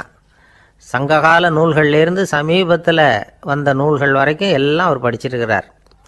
ஒரு திருமண விழாவில் அவர் பேசும்பொழுது சொன்ன விஷயம் இது. சங்க காலத்தில் காதலியை மணக்க விரும்புகிறவனுக்கு அவனுடைய தந்தை வீர சோதனைகள்லாம் வைப்பார். போய் புலிப்பல் கொண்டுக்கிட்டு வா, அப்போ தான் என் பொண்ணை கொடுப்பேன் அப்படின்னு சொல்லுவார். காதலன் உடனே காட்டுக்கு போவான், ஒரு புலியை கொன்று அதனுடைய பல்லை கொண்டுக்கிட்டு வருவான். அதை வீர பதக்கத்தில் பதிச்சு அவனுக்கு மாமனார் சூட்டுவார் கல்யாண சமயத்தில். இப்போலாம் காதலன் கிட்ட அப்படி சொல்ல முடியாது. இப்போலாம் காதலன்கிட்ட காட்டுக்கு போய் புலிப்பல் கொண்டுக்கிட்டு வான்னு யாராவது சொன்னால் புலி தான் மாப்பிள்ளையாக வந்து சேரும் அப்படின்னார். ஒரு சிகை அலங்கார கூடம், ரொம்ப சுறுசுறுப்பாக எல்லாரும் வேலை செஞ்சுக்கிட்டு இருக்கிறாங்க. முடிவெட்டிக்க வந்திருக்கிறவங்க நிறைய பேர், எல்லாரும் வரிசையாக உட்காந்துருக்குறாங்க. அந்த சமயத்தில் திடீர்னு கதவை திறந்துக்கிட்டு ஒருத்தர் உள்ளே வர்றார். அவர் ஒரு பெரிய மனிதர். அவரும் முடிவெட்டிக்கிறதுக்காக தான் உள்ளே வந்திருக்கிறார். அவரை பார்த்த உடனே அங்கே வரிசையில் உட்காந்துருந்தவங்க எல்லாரும் எழுந்திரிச்சு அவர்கிட்ட வந்துட்டாங்க. அவரை சுற்றி நின்றுக்கிட்டாங்க. எப்படி இருக்கிறீங்க, நல்லா இருக்கீங்களா அப்படின்னு விசாரிக்க ஆரம்பிச்சிட்டாங்க. எல்லாம் முடிஞ்சதும் வந்தவர் கேட்டார், வரிசையில் கடைசியாக இருக்கிறவர் யார் அப்படின்னு கேட்டார். ஏன்னு கேட்டாங்க. நான் அதுக்கு அடுத்தபடியாக உட்காரணும், அதுக்காக தான் கேட்குறேன் அப்படின்னார். உடனே அங்கே இருந்தவங்கள்லாம் என்ன சொன்னாங்க தெரியுமா, நீங்கள் வரிசையில் காத்திருக்கக்கூடாது, நீங்கள் அரசாங்கத்தின் தலைவர், உங்களுக்கு நேரம் முக்கியம், அதனால் நீங்கள் முன்னாடி போங்க அப்படின்னு சொன்னாங்க. ஆனால் அதை அவர் கேட்கல. தோழர்களே, உங்களுடைய கருத்துக்கு ரொம்ப நன்றி. எல்லாரும் வரிசையாக தான் வரணும், அதுதான் முறை. வரிசையில் வரணுங்கிற நடைமுறையை நானும் பின்பற்ற விரும்புகிறேன். நாம் எல்லாரும் சமமானவர்கள் அப்படின்னார்.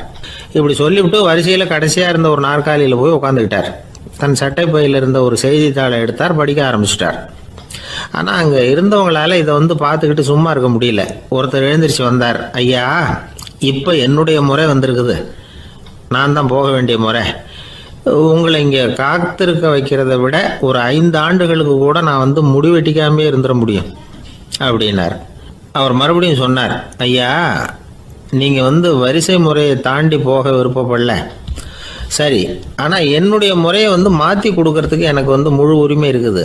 இதுக்கு பதிலாக உங்களுடைய கடைசி இடத்த நான் எடுத்துக்கிறேன், இதை நீங்கள் மறுக்க முடியாதுன்னார். அங்கே இருந்த மற்றவங்களும் இதை ஒரு மனசாக வற்புறுத்த ஆரம்பிச்சிட்டாங்க. அந்த பெரிய மனிதர் பார்த்தார், சரின்னு கடைசியாக ஒத்துக்கிட்டார். அவர் யார் தெரியுமா? அவர் தான் மாவீரர் லெனின். ரஷ்யாவில் கிரெம்ளின் சிகை அலங்கார கூடத்தில் தான் இது நடந்தது. எல்லாரும் இந்நாட்டு மன்னர்கள்னு வாயளவில் பேசுகிறதுல என்ன பிரயோஜனம்? நாம் எல்லாரும் சமங்கிறத நடைமுறையில் கடைபிடிச்சி காட்டினவங்க கொஞ்சம் பேர் தான். அவங்களில் ஒருத்தர் தான் லெனின். வரிசையில் நின்று வர்றதுங்கிறது ஒரு சிறந்த பண்பு, உயர்ந்த பண்பு. இன்றைக்கி பல இடங்களில் அது நமக்கு தேவைப்படுது. ஒரு ரேஷன் கடை வாசல், கடை திறக்கிறதுக்கு முன்னாடியே எல்லாரும் வரிசையில் நின்றுட்டாங்க. கடைசியாக வந்த ஒருத்தர் க்யூவில் முன்னாடி போகிறதுக்கு முயற்சி பண்ணுறார். ஏற்கனவே நின்றுட்டு இருக்கிறவங்க அவரை முன்னாடி போகிறதுக்கு விட மாட்டேங்கிறாங்க. கடைசியாக போய் நில்லையா அப்படின்னு எல்லாரும் கத்துறாங்க. அதை அவர் காதில் வாங்கலை. முண்டி அடிச்சுக்கிட்டு முன்னாடி போகிறதுக்கே முயற்சி பண்ணிகிட்டு இருக்கிறார்.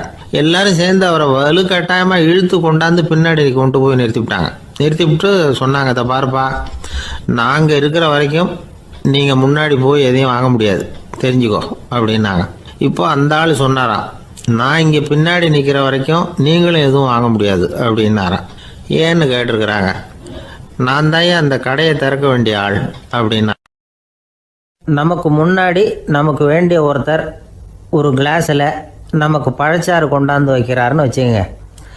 உடனே நாம் என்ன பண்ணுவோம்? எடுத்து கிடுகிடுன்னு சாப்பிட்ருவோம், அடுத்தவங்க யாரும் வர்றதுக்குள்ள. அதை விட்டுட்டு அதை கொண்டாந்து வச்சவர்கிட்டயே அதோட விலை என்ன அப்படி இப்படின்னு நான் கேட்டுக்கிட்டு இருப்போம். நாம் கேட்க மாட்டோம். ஆனால் காந்திஜி அப்படி கேட்டாராம். எப்போ தெரியுமா? 1935. அந்த வருஷம் மே மாதத்தில் ஒரு நாள் காந்திஜி டெல்லியில் இருக்கிறார். அப்போ அவருக்கு 2 டம்ளர் மாம்பழச்சாறு கொண்டாந்து கொடுக்குறாங்க. அதை வாங்குறார். இதோட விலை என்ன அப்படின்னு கேட்டார் காந்திஜி. யாருக்கிட்ட கேட்டாருன்னா மனுபென் காந்திகிட்ட கேட்குறார். அவங்க தான் கொண்டாந்து கொடுக்குறாங்க. காந்திஜிக்கு உதவி செய்கிறதுக்காக அவர் கூடவே இருந்தவங்க அவங்ககிட்ட தான் கேட்குறாரு. காந்திஜி சும்மா வேடிக்கைக்காக இப்படி கேட்குறாருன்னு நினச்சிட்டாங்க அந்த அம்மா. அதுவும் இல்லாமல் அதோட விலையை கேட்டால் காந்திஜி நிச்சயமாக அதை சாப்பிட மாட்டார் அப்படிங்கிற பயம் வேறு. அதனால் அந்த அம்மா பதில் எதுவும் சொல்லாமல் கம்முன்னு இருந்துட்டாங்க. கொஞ்ச நேரம் ஆச்சு. அந்த பழச்சாறு வச்ச இடத்துல அப்படியே இருக்குது. வச்ச இடத்துல வச்சபடியே இருக்குது. காந்திஜி அதை சாப்பிடவே இல்லை. மனுபென் காந்தி பார்த்தாங்க. மெதுவாக காந்திஜிக்கிட்ட போய் அதை சாப்பிடுங்களேன் அப்படின்னாங்க. பழச்சாறு விலை என்னன்னு கேட்டேன். அதுக்கு பதில் இல்லை. அது முதல் தப்பு.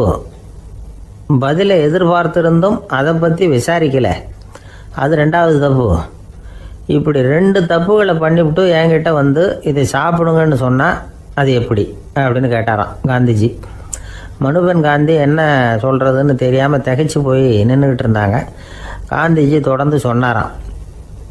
இப்போ என் முன்னாடி வச்சிருக்கிற இந்த பழச்சாறு விலை சுமாராக ஒரு ₹1/2 இருக்கும். அது அந்த காலத்து மதிப்பு. இந்த பழச்சாறு இல்லாமல் கூட என்னால் இருக்க முடியும். ஆனால் அவசியமான பொருள்களை வாங்கிறதுக்கு கூட சக்தி இல்லாத மக்கள் இந்த நாட்டில் நிறைய பேர் இருக்கிறாங்க. அப்படி இருக்கிறப்போ எனக்கு என்னத்துக்கு இந்த விலை உயர்ந்த பானம்? இதை இப்போ நான் சாப்பிட்டா என் உடம்பு வேணும்னா ஆரோக்கியமாகலாம், ஆனால் என் மனசு அமைதி அடையாது. எனக்கு என்னுடைய உடல் ஆரோக்கியத்தை விட மன ஆரோக்கியம்தான் முக்கியம். அதனால் இதை நான் சாப்பிட மாட்டேன், எடுத்துகிட்டு போயிடு அப்படின்னாராம். அந்த சமயத்தில் ஒரு அகதி பொண்ணு 2 குழந்தைகளோட காந்திஜியை பார்க்குறதுக்காக வந்தது. வணக்கம் சொல்லிச்சு. காந்திஜி உடனே தனக்கு முன்னாடி இருந்த பழச்சாற்றை எடுத்து அந்த பொண்ணுக்கிட்டையும் குழந்தைகள்கிட்டையும் கொடுத்து சாப்பிட சொன்னார். அவங்க அதை வாங்கி ரொம்ப சந்தோஷத்தோடு சாப்பிட்டாங்களாம். அதை பார்த்த காந்திஜி முகத்தில் ஒரு புன்னகை, ஒரு பரவசம், ஒரு திருப்தி. அவர் மனசு நிறைஞ்சி இருந்தது. அப்போ அவர் சொன்னாராம், ஆண்டவன் எனக்கு எப்பவும் சரியான சமயத்தில் கை கொடுப்பாருங்கிறது அதுக்கு இதுதான் அத்தாட்சி. நான் ஒரு இக்கட்டான சூழ்நிலையில் இருக்கிறப்போ கூட கடவுளின் கருணையால் அந்த சூழ்நிலை என்னை பாதிக்கலை.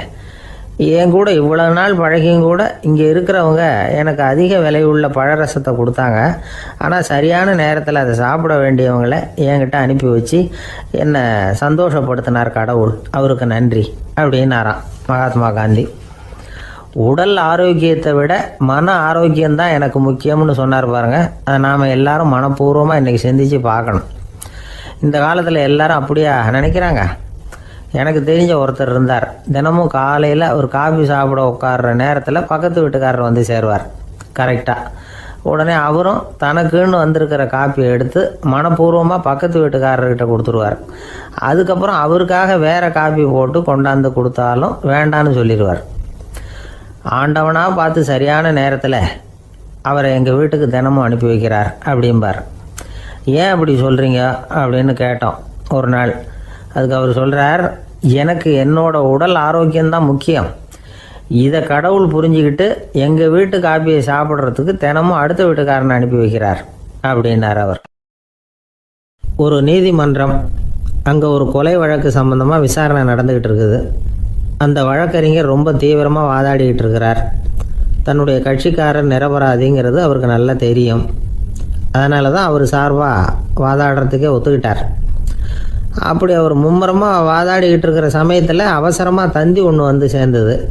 அதை வாங்கி படித்து பார்த்தார். அதுக்கப்புறம் அதை மடித்து தன்னுடைய கோட்டு பையில் வச்சுக்கிட்டு தொடர்ந்து வாதாட ஆரம்பிச்சிட்டார். பேசி முடித்தார். அதுக்கப்புறம் அங்கே கோர்ட்டில் இருந்த சக வக்கீல்கள் அவர்கிட்ட வந்தாங்க. தந்தி ஒன்று வந்ததே என்ன விஷயம் அப்படின்னு விசாரிச்சாங்களாம். அப்போ அவர் சொல்லியிருக்கிறார், ஊரில் சிகிச்சைக்காக போயிருந்த என்னுடைய மனைவி இறந்து போனதாக தந்தி வந்திருக்குது அப்படின்னாராம். மற்ற வக்கீல்களுக்கு அதிர்ச்சி. என்னங்க இது, மனைவி இறந்ததை விட கேஸு முக்கியமா உங்களுக்கு அப்படின்னு கேட்டிருக்கிறாங்க. இறந்து போன என் மனைவி மறுபடியும் திரும்பி வர போகிறதில்ல, ஆனால் என்னுடைய கட்சிக்காரர் ஒரு கொலை வழக்கில் மாட்டிக்கிட்டார், அவரும் நிரபராதி, அவர் உசுரை நான் காப்பாற்ற வேணாமா, இதுதான் என்னுடைய கடமை அப்படின்னாராம். இப்படி இவர் சொன்னதும் எல்லாரும் அப்படியே திகைச்சு போய் நின்றுட்டாங்களாம். சரி, கடமைக்கு முக்கியத்துவம் கொடுத்த அந்த வழக்கறிஞர் யார் தெரியுமா? அவர் தான் இரும்பு மனிதர் சர்தார் வல்லபாய் பட்டேல். குஜராத் மாநிலத்தில் 1875 அக்டோபர் 31 அன்றைக்கு ஜாவேரி பாய் அப்படிங்கிறவருக்கு 4வது பிள்ளையாக அவர் பிறந்தாராம். இந்த ஜாவேரி பாய் யார் தெரியுமா? ஜான்சி ராணி லட்சுமி பாய் போர் படையில் ஒரு வீரராக பணிபுரிஞ்சவர். இளம் வயசில் வல்லபாய் பட்டேல் ரொம்ப சிரமப்பட்டு படிச்சிருக்கார். விடாமுயற்சி வெற்றியை கொடுத்தது. கல்லூரியிலையும் காலடி வச்சார். அதுக்கப்புறம் வக்கீல் பட்டத்தையும் வாங்கினார். பிரிட்டிஷ் ஆட்சி நடந்துக்கிட்டு இருந்த சமயம் குஜராத்தை சேர்ந்த பர்டோலி தாலுக்காவில் விவசாயிகள் மேலே அரசாங்கம் திடீர்னு நில வரியை வசதி விட்டு தான். ஏழை விவசாயிகள் ரொம்ப கஷ்டப்பட்டுருக்காங்க. அரசாங்கம் வரி செலுத்தாத விவசாயிகளின் நிலங்களையெல்லாம் ஜப்தி செஞ்சுதான். அரசாங்கத்தை எதிர்க்கிறவங்களையெல்லாம் கைது பண்ணி சிறையில் அடைச்சுட்டாங்களாம். சில பேர் வீடு வாசல் ஆடு மாட்டையெல்லாம் விற்று கூட வரி கட்ட வேண்டிய நிலைமைக்கு ஆளாயிட்டாங்க. வழக்கறிஞர் வல்லபாய் பட்டேல் நில வரியை உடனே ரத்து பண்ணணும் அப்படின்னு பம்பாய் கவர்னருக்கு ஒரு கடிதம் எழுதினார். எந்த பலனும் இல்லை.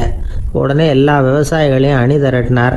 அதுக்கு தானே தலைமை தாங்கினார். சத்தியாகிரகம் நடத்தினார். அந்த பகுதியில் எந்த வேலையும் நடக்கலை. வேறு வழி இல்லை. ஆட்சியாளர்கள் உடனே வரியை ரத்து பண்ணாங்க. சிறையில் இருந்தவங்களெல்லாம் வெளில விட்டாங்க. 1928 ஆகஸ்ட் 6 சர்க்காருக்கும் விவசாயிகளுக்கும் இடையில் ஒரு உடன்பாடு ஏற்பட்டது. அதுக்கப்புறம் தான் நிலைமை சரியாக போச்சான். வல்லபாய் பட்டேலின் பொது சேவையை பாராட்டின பொதுமக்கள் அவருக்கு சர்தார் அப்படிங்கிற பட்டத்தை கொடுத்தாங்களாம். சர்தார்னா தலைவர் அல்லது தளபதின்னு அர்த்தம். இரும்பு மனிதர்னு இவருக்கு பேர். இருந்தாலும் நகைச்சுவை உணர்வும் இவருக்கு நிறைய உண்டு. ஒரு தடவை ஒரு பத்திரிகை நிருபர் வந்திருக்கார். சர்தார் பட்டேல்கிட்ட அவருக்கு பிடிச்ச பண்பாடு கலாச்சாரம் எது அப்படின்னு கேட்கணும்னு ஆசை. அதனால் அவரை பார்த்து கேட்டாராம், ஏங்க உங்களுக்கு பிடிச்ச கல்ச்சர் எது அப்படின்னு கேட்டிருக்கார். இதுக்கு சர்தார் பட்டேல் சொன்ன பதில் என்ன தெரியுமா? எனக்கு பிடிச்ச கல்ச்சர் அக்ரிகல்ச்சர் அப்படின்னாராம். லோகமானிய பாலகங்காதர திலகர் இருந்தார்ல, அவருக்கு 15 வயசுலேயே கல்யாணம் நடந்துதான். மனைவி பேர் தபிபாய். ரொம்ப பெரிய குடும்பத்து பொண்ணு, நல்ல குணம். அவங்க குடும்பம் நடத்திக்கிட்டு இருக்கிறாங்க. அந்த காலத்தில் திருடர்கள் பயம் அதிகம். இந்த காலத்தில் மட்டும் என்னன்னு கேட்குறீங்களா? நீங்கள் கேட்குறது நியாயம்தான். இருந்தாலும் இந்த காலத்து திருடனுக்கும் அந்த காலத்து திருடனுக்கும் ஒரு முக்கியமான வித்தியாசம் உண்டு. அதாவது அந்த காலத்து திருடன்லாம் நியாயம் அநியாயம் பார்க்குறது உண்டு. இந்த காலத்தில் அப்படி பார்க்குறது இல்லை. அந்த காலத்தில் திருட வர்றவங்கள்ட்ட கூட ஒரு தார்மீக உணர்வு உண்டாம். அதாவது அப்போ உள்ள கொள்ளைக்காரங்க எதை களவாடினாலும் சரி, அரிசியை மட்டும் களவாடுறது இல்லையா, அப்படி ஒரு கொள்கை. அதனால் பாருங்கள், அந்த காலத்து பெண்கள் நகை நட்டுகளை பத்திரமா வைக்கணும்னா பெட்டியில் வைக்கிறது இல்லை, அரிசி பானையில் போட்டு வச்சு விடுறது. இப்போல்லாம் பேங்க்கில் சேஃப்டி லாக்கர்னு இருக்குல்ல, அது மாதிரி அந்த காலத்தில் சேஃப்டி லாக்கருங்கிறது அரிசி பானை. வளையல், மூக்குத்தி, தோடு இப்படி எதுவாக இருந்தாலும் அதில் போட்டு பத்திரமா வச்சுருவாங்க. திருடன் அரிசி பானை பக்கம் போகிறதில்ல. ஏன்னா சாப்பிட்ற விஷயத்தில் கை வைக்கக்கூடாது, அது பாவம் அப்படின்னு அவன் நினைக்கிறான். திலகரோட மனைவி தபிபாயும் அதே மாதிரி தன்னுடைய ஆபரணங்களை ஒரு அரிசி பானைக்குள்ளே போட்டு மூடி வச்சுருந்தாங்களாம். இப்படி இருந்தப்போ ஒரு நாள் ஒரு பிச்சைக்கார பொண்ணு வீடு வீடாக பிச்சை கேட்டுக்கிட்டே வந்திருக்குது. திலகர் வீட்டுக்கும் தர்மம் போடுங்க தாயே அப்படின்னு தான் அந்த பொண்ணு. அந்த அம்மா தபிபாய் காதில் இது விழுந்திருக்கு. உடனே கை நிறைய அரிசி அள்ளிட்டு போட்டிருக்கு. பாத்திரத்தில் அரிசியை போட்டதுக்கு அப்புறம் தான் தெரியுது, பளிச்சுன்னு கண்ணில் படுது. அதாவது அந்த அம்மாவோட வைர மூக்குத்தி ஒன்று அரிசியோடு சேர்ந்து அந்த பிச்சைக்கார பொண்ணு பாத்திரத்தில் போய் விழுந்துட்டுது. இந்த அம்மாவுக்கு மனசுக்குள்ளே குழப்பம், என்ன இப்படி ஆகிட்டுதே, மூக்குத்தி போயிட்டுதே, பிச்சை பாத்திரத்துலேருந்து அதை எப்படி எடுக்கிறது அப்படின்னு தயக்கம். வாயை திறந்து அதை கேட்கறதுக்கும் கூச்சம். திண்ணையில் உட்காந்துருந்த திலகர் இவ்வளவையும் பார்த்துக்கிட்டு இருக்கிறார். மனைவியின் மனசுக்குள்ளே நடக்கிற மௌன போராட்டத்தை அவர் நல்லா புரிஞ்சுக்கிட்டாராம். மனைவியை பார்த்து சொன்னாராம், தபிபாய், இது தெய்வ சம்மதம். அவளுக்கு சேர வேண்டிய மூக்குத்தி அவகிட்ட போயிட்டுது. பிச்சை பாத்திரத்தில் விழுந்த மூக்குத்தியை எடுக்க வேணாம் அப்படின்னாராம். சரின்னு சொல்லிவிட்டு மேற்கொண்டு எதுவும் சொல்லாமல் அந்த அம்மா வீட்டுக்குள்ளே போயிட்டாங்களாம். இந்த காலத்துலலாம் அது மாதிரி நடக்குமா? வெறும் அரிசியை போட்டுட்டு விவகாரம் பண்ணிட்டு இருக்க மாட்டோமா? ஒரு பெரிய மனுஷன் வீட்டுக்கு ஒரு பிச்சைக்காரன் வந்தான். ஐயா, நாங்கள் பிச்சைக்காரங்கள்லாம் சேர்ந்து ஒரு சங்கம் வச்சுருக்குறோம், அதுக்கு நிதி சேர்க்குறோம், அதுக்கு ஒரு 100 ரூபா கொடுத்தீங்கன்னா எங்களுக்கு பெரிய உதவியாக இருக்கும் அப்படின்னு நானும். அதெல்லாம் ஒன்றும் கொடுக்க முடியாது போ அப்படின்னாரான் அவர். அப்படின்னா ஒரு 50 ரூபாயாவது கொடுங்களேன் அப்படின்ட்டுருக்கான். அதுவும் முடியாதுன்னு சொல்லிவிட்டார். 25 ரூபா அப்படின்ட்டுருக்கான். எதுவும் முடியாது அப்படின்னாரான். சரிங்க, இவ்வளவு பெரிய வீட்டுக்கு வந்துட்டு வெறுங்கையோடு திரும்புறது நல்லா இருக்காது, அதனால் சும்மா ஒரு 1 ரூபா மட்டுமாவது கொடுங்க அப்படின்ட்டுருக்கான் அவன். ஒரு பைசா கூட என்கிட்ட கிடையாது அப்படின்னு விட்டாரான் இவர். அப்படின்னா நீங்கள் ஒரு காரியம் பண்ணுங்களேன் அப்படின்னானா அவன். என்ன செய்யணும் அப்படின்ட்டுருக்கார். எங்கள் சங்கத்தில் நீங்களும் ஒரு மெம்பராக சேர்ந்துருங்க அப்படின்னானா. ஒரு கடற்கரை ஓரம், அங்கே ஒரு சின்ன கிராமம். அந்த கிராமத்தில் ஒரு சின்ன பள்ளிக்கூடம். கடற்கரை ஓரத்தில் உள்ள ஒரு விடுதியில் ஓய்வுக்காக ஒருத்தர் வந்து தங்கியிருக்கிறார். பள்ளிக்கூடத்தில் ஏதோ விழா நடக்கிறது மாதிரி தெரிஞ்சுது. உடனே அவர் அந்த பக்கமாக வந்தார். இங்கே என்ன நடக்குதுன்னு விசாரித்தார். பள்ளி ஆண்டு விழா நடக்குதுன்னாங்க. உடனே போனார். கண்காட்சி ஒன்று வச்சுருந்தாங்க. உள்ளே போய் பார்த்தார். பள்ளிக்கூடத்தில் படிக்கிற மாணவர்களே சொந்தமாக தயார் பண்ண பொருள்களை காட்சிக்கு வச்சுருக்கிறாங்க. அந்த ஊர் மக்கள்லாம் அதை கூட்டம் கூட்டமாக போய் பார்த்துக்கிட்டு இருக்கிறாங்க. இவரும் ஆர்வமாக அதையெல்லாம் பார்த்துக்கிட்டே போகிறார். ஒரு இடத்துல ஒரு சின்ன ரயில் செஞ்சு வச்சுருந்தாங்க, மாணவர்களே தயார் பண்ணது. மின்சாரத்தால் அது ஓடுறது மாதிரி பண்ணி வச்சுருந்தாங்க. அதில் ஒரு சின்ன பொத்தான் இருக்கும், அது அமுக்குனா ரயில் ஓடும், சுற்றி சுற்றி வரும். மாணவர்கள் எதிரில் நின்று அதுக்கு விளக்கம் கொடுத்துக்கிட்டு இருக்கிறாங்க. இவர் அதை கவனித்தார். ரயில் ஓடுறத பார்த்தார். அங்கே நின்றுக்கிட்டு இருந்த மாணவர்கள்கிட்ட விளையாட்டாக கேட்டார், ஏப்பா இந்த ரயில் எதனால் ஓடுது அப்படின்னு கேட்டார் இவர். சக்தியினால் ஓடுது அப்படின்னாங்க மாணவர்கள். அது என்ன சக்தின்னு கேட்டார். அதுக்கு பேர் மின்சாரம் அப்படின்னாங்க. சரி, நீங்கள் மின்சாரத்தை பார்த்துருக்குறீங்களா அப்படின்னார். நாங்கள் பார்த்தது இல்லைங்க, ஆனால் இதை செய்யறதுக்கு எங்களுக்கு உதவி பண்ண ஆசிரியர் ஒரு பட்டதாரி, ஒரு காலம் அவர் பார்த்துருக்கலாம் அப்படின்னாங்க. அவர் எங்கே இருக்காருன்னு கேட்டார். இதோ அழைச்சிட்டு வர்றோம்னு ஓடினாங்க. அவரை அழைச்சிட்டு வந்தாங்க. அவர்கிட்ட ஒரு பெரியவர் கேட்டார், மின்சாரத்தை நீங்கள் பார்த்துருக்குறீங்களா அப்படின்னு. மின்சாரத்தை பார்க்குறதாவது நான் பார்த்ததே இல்லை. நான் பார்த்தது அது செயல்படுற விதத்தை தான். அது விளக்கை வந்து எரிய வைக்குது, ரயிலை ஓட வைக்குது, இது மாதிரி எத்தனையோ எந்திரங்களை வந்து செயல்பட வைக்குது. ஆனால் உண்மையிலேயே அது என்னன்னு எனக்கு தெரியாது. ஒருவேளை இந்த பள்ளிக்கூடத்து தலைமை ஆசிரியருக்கு தெரிஞ்சிருக்கலாம், ஏன்னா அவர் ஒரு மேல்நிலை பட்டதாரி அப்படின்னாராம் அவர். சரின்னு போய் தலைமை ஆசிரியரை கூப்பிட்டுக்கிட்டு வந்தாங்க. அவர்கிட்டையும் இதே கேள்வி கேட்டாராம் அவர். மன்னிக்கணும், இந்த கேள்வியை இதுவரைக்கும் யாரும் என்கிட்ட கேட்டதில்லை. சக்தியை யாரும் பார்க்க முடியாது, ஆனால் அது செயல்படும் விதத்தை தான் பார்க்க முடியும் அப்படின்னாராம் அவர். இப்போ இதுவரைக்கும் கேட்டுக்கிட்டு இருந்த பெரியவர் சிரித்தார். சிரிச்சுட்டு சொன்னாராம், சரி அதுக்காக ஒன்றும் கவலைப்படாதீங்க, என்னுடைய பெயர் தாமஸ் ஆல்வா எடிசன் அப்படின்னாராம். இதை கேட்டதும் அங்கே இருந்தவங்களுக்கெல்லாம் அதிர்ச்சி, ஆச்சரியம். என்னது, நீங்கள் தானா எடிசன்? நீங்கள் எவ்வளவு மின்சார கருவிகளை உண்டாக்கி இருக்கிறீங்க, நீங்களா இந்த கேள்வியை கேட்டது அப்படின்னாங்களாம். ஆமாம், நான் தான் கேட்குறேன், ஏன்னா நானே மின்சாரத்தை பார்த்தது கிடையாது அப்படின்னாராம் அவர். அன்புங்கிறது இப்படிப்பட்டது தாங்கிறார் ஓஷோ. அன்புங்கிறது நம்ம உடற்கூறு அமைப்பில் இல்லை, அது நம்ம உடம்புல உள்ள சுத்த சக்தியின் வெளிப்பாடு. அதை உணரத்தான் முடியுமே தவிர பார்க்க முடியாது. அன்பே உன்னை வந்து நான் என் இருதயத்தில் வச்சிருக்கிறேன் அப்படின்னுலாம் சொல்லுவான். இதெல்லாம் சும்மா. இது வந்து டாக்டர்கள் சொல்கிற இருதயம் கிடையாது. அது வந்து ரத்தத்தை தள்ளுகிற ஒரு கருவி, அவ்வளவுதான். ஞானிகள் சொல்லுகிற இதயம் வேற, அது கண்ணுக்கு புலப்படாத ஒரு சக்தி. என்னுடைய இதயம் ரொம்ப விசாலமானது சார் அப்படின்னார் ஒருத்தர். அப்படிங்களான்னு ரொம்ப மரியாதையா, ஆமாங்க டாக்டர் அப்படி தான் சொல்கிறார், கொஞ்சம் வீங்கி போய் பெருசாக இருக்குதான் அப்படின்னார். ஒரு ஊரில் ஒரு பெரிய செல்வந்தர் இருந்தார். பணத்துக்கு பஞ்சம் இல்லை. அதனால் இந்த உலகத்தில் முடியாத காரியம் எதுவும் இல்லைன்னு நினச்சார். பணம் இருந்தாலும் அந்த நினப்பு தானாக வந்துடும். அதனால் இவரும் அப்படி நினச்சதில் ஒன்றும் தப்பு இல்லை. அந்த ஊருக்கு குருநானக் ஒரு தடவை வந்தார். அவருக்கு இந்த செல்வந்தர் ரொம்ப பிரமாதமாக ஒரு வரவேற்பு கொடுத்தார். ஊர் எல்லையிலேயே எங்கள் வீட்டுக்கு வந்து விருந்து சாப்பிட்டுட்டு போகணும்னு கேட்டுக்கிட்டார். அவரும் சரின்னு ஒத்துக்கிட்டார். உடனே தன்னுடைய பங்களாவில் ஒரு பெரிய விருந்துக்கு ஏற்பாடு பண்ணார். குருநானக்கை அழைச்சிட்டு வீட்டுக்கு போனார், உட்கார வச்சார். ஐயா, நான் இந்த ஊர்லேயே ரொம்ப பெரிய வசதி உள்ளவன், என்னால் எல்லாம் முடியும், உங்களுக்காக நான் என்ன செய்யணும்னு சொல்லுங்கள், எதுவாக இருந்தாலும் பரவாயில்ல, எவ்வளவு செலவானாலும் பரவாயில்ல, என்னால் செய்ய முடியும், என்ன செய்யணும்னு சொல்லுங்கள், அது போதும், நான் செய்கிறேன் அப்படின்னு நான் ரொம்ப பணிவா. இதை கேட்டதும் குருநானக் சிந்திச்சார் கொஞ்ச நேரம். அதுக்கப்புறம் தன்னோட சட்டை பைக்குள்ளே கையை விட்டு ஒரு பழைய ஊசி ஒன்று எடுத்தார். அந்த செல்வந்தர்கிட்ட கொடுத்தார். இதை பாருங்கள், இவ்வளவு தூரம் நீங்கள் கேட்கறதுனால சொல்கிறேன், எனக்கு நீங்கள் செய்ய வேண்டிய உதவி இதுதான்னார். ஊசியை கையில் வாங்கிக்கிட்டு இதை என்ன செய்யணும்னு சொல்லுங்க அப்படின்னார் அவர். நீங்கள் செய்ய வேண்டியது என்னென்னா, இந்த ஊசியை பத்திரமா வச்சிருக்கணும். நாம் 2 பேரும் இறந்து போனதுக்கு பின்னாடி இன்னொரு உலகத்தில் நாம் சந்திக்கக்கூடிய வாய்ப்பு இருக்குது. அப்போ இந்த ஊசியை என்கிட்ட கொண்டாந்து கொடுக்கணும். இதுதான் நீங்கள் எனக்காக செய்ய வேண்டிய உதவி அப்படின்னார் குருநானக் லேசாக சிரிச்சுக்கிட்டே. இதை கேட்ட உடனே இந்த பெரியவர் முழிக்க ஆரம்பிச்சிட்டார். அது எப்படிங்க, நான் சாகிறப்ப எப்படி இந்த ஊசியை எடுத்துக்கிட்டு இன்னொரு உலகத்துக்கு வர முடியும்னார்.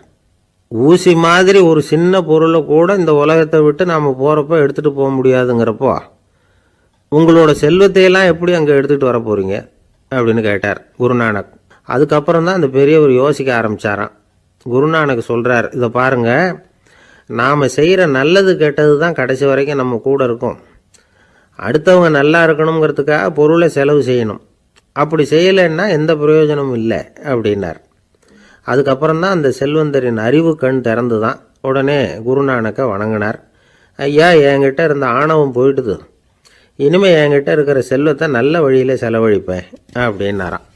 நம்மகிட்ட இருக்கிற பணம் எப்பவும் நம்ம கூடவே வந்துக்கிட்டு இருக்காதுங்கிறதுக்கு இது ஒரு உதாரணம். அதுக்காக நாம் பணம் சேர்க்கறத பற்றி கவலைப்பட வேண்டியதில்லை, பேசாமல் படுத்து தூங்கிக்கிட்டு இருந்தால் போதும் அப்படின்னு இதுக்கு அர்த்தம் பண்ணிக்கப்படாது. முறையான வழியில் பணம் சேர்க்கணும், அதை முறையான வழியில் செலவு பண்ணணும். அதனால் ஏற்படக்கூடிய மன நிறைவு இருக்குது பாருங்கள், அது அனுபவித்தவங்களுக்கு தான் தெரியும். சொர்க்கத்துக்கு போகிறவங்க இங்கேருந்து பணத்தை எடுத்துகிட்டு போக முடியாது, ஆனால் நம்ம செல்வத்தை இங்கே மற்றவங்களுக்கு பயன்பட செய்து அதனால் ஏற்படுற புண்ணியம் இருக்குது பாருங்கள், அதை எடுத்துகிட்டு போக முடியுமா. இதுதான் ஆன்மீகவாதிகள்லாம் சொல்கிற கருத்து. ஜான் நியூட்டன் ஒருத்தர், அவர் சொன்னார், நான் எப்போவாவது சொர்க்கத்துக்கு போய் சேர்ந்தேன்னா அங்கே 3 அதிசயங்களை பார்ப்பேன்னார். என்னன்னு கேட்டாங்க. நான் யார் யார் இருக்க மாட்டாங்கன்னு நினச்சிக்கிட்டு இருந்தானோ அவங்களில் சில பேர் அங்கே இருப்பாங்க, அது ஒரு பெரிய அதிசயம்னார். சரி, அடுத்தது என்ன? 2வது அதிசயம் என்னன்னா, அங்கே இருப்பாங்கன்னு நான் எதிர்பார்த்த சில பேர் அங்கே இருக்க மாட்டாங்க அப்படின்னார். சரி, 3வது பெரிய ஆச்சரியம் என்ன அப்படின்னா, நான் அங்கே இருக்க பாருங்க, அதுதான் அந்த 3வது அதிசயம் அப்படின்னாராம். திருநெல்வேலி மாவட்டத்தில் கோவில்பட்டிக்கு பக்கத்தில் உள்ள ஊர் கடம்பூர். காமராசர் முதலமைச்சராக இருந்த காலம். கடம்பூரில் ஒரு பள்ளி சீரமைப்பு மாநாடு நடக்குது. அந்த பக்கத்தில் உள்ள பள்ளிக்கூடம்லாம் அதில் கலந்துக்குது. கண்காட்சி வேற, ஊர் பூரா விழா கோலம். மறுநாள் மாநாடு நடக்க போகுது. ஆனால் முதல் நாளே மழை பிடிச்சிக்கிட்டுது. மறுநாளும் அது விடாமல் பேஞ்சிக்கிட்டு இருக்குது. காமராசர் காலையிலேருந்து பல்வேறு நிகழ்ச்சிகளில் கலந்துக்கிட்டு சாயந்தரமாக கடம்பூருக்கு வந்து சேர வேண்டியவர். மழை பேஞ்சிக்கிட்டு இருக்கிறதுனால நிகழ்ச்சி ரத்தாயிடுமோ என்னமோ அப்படின்னு எல்லாரும் சந்தேகப்பட்டுக்கிட்டு இருக்கிறாங்க. அவர் கோவில்பட்டி பயணிகள் விடுதியில் இருக்கிறார். கடம்பூர்லேருந்து சில பேர் போய் அவரை சந்திக்கிறாங்க. மழை பெஞ்சிக்கிட்டு இருக்குதே, என்ன செய்யலாம் அப்படின்னு கேட்குறாங்க. மழை பெஞ்சா நல்லது தானே, அதுக்காக மாநாட்டை எதுக்காக ரத்து செய்யணும்? ஆசிரியர்கள் எவ்வளவு கஷ்டப்பட்டு ஏற்பாடு பண்ண மாநாடு, கட்டாயம் வந்துடுறேன் அப்படின்னாராம் காமராசர். உடனே புறப்பட்டார். மழையை பொருட்படுத்தாத மக்கள் கூட்டம், அது கலையாமல் காத்துக்கிட்டு இருக்கிறாங்க அவ்வளோ பேரும். தலைவர் வந்துட்டார்னு தெரிஞ்சது ஜனங்களுக்கு ஏகப்பட்ட உற்சாகம்.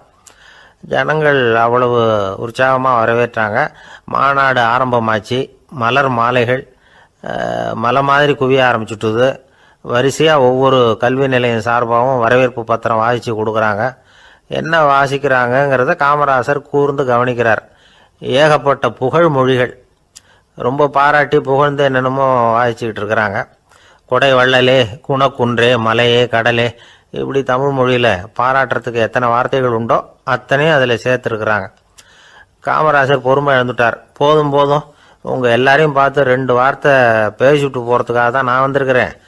எல்லாரும் மழையில் சிரமப்பட்டு நின்றுட்டு இருக்கிறீங்க, இப்படி என்ன புகழ்ந்து படிச்சுக்கிட்டே இருந்தால் எப்படி அப்படின்னாராம்.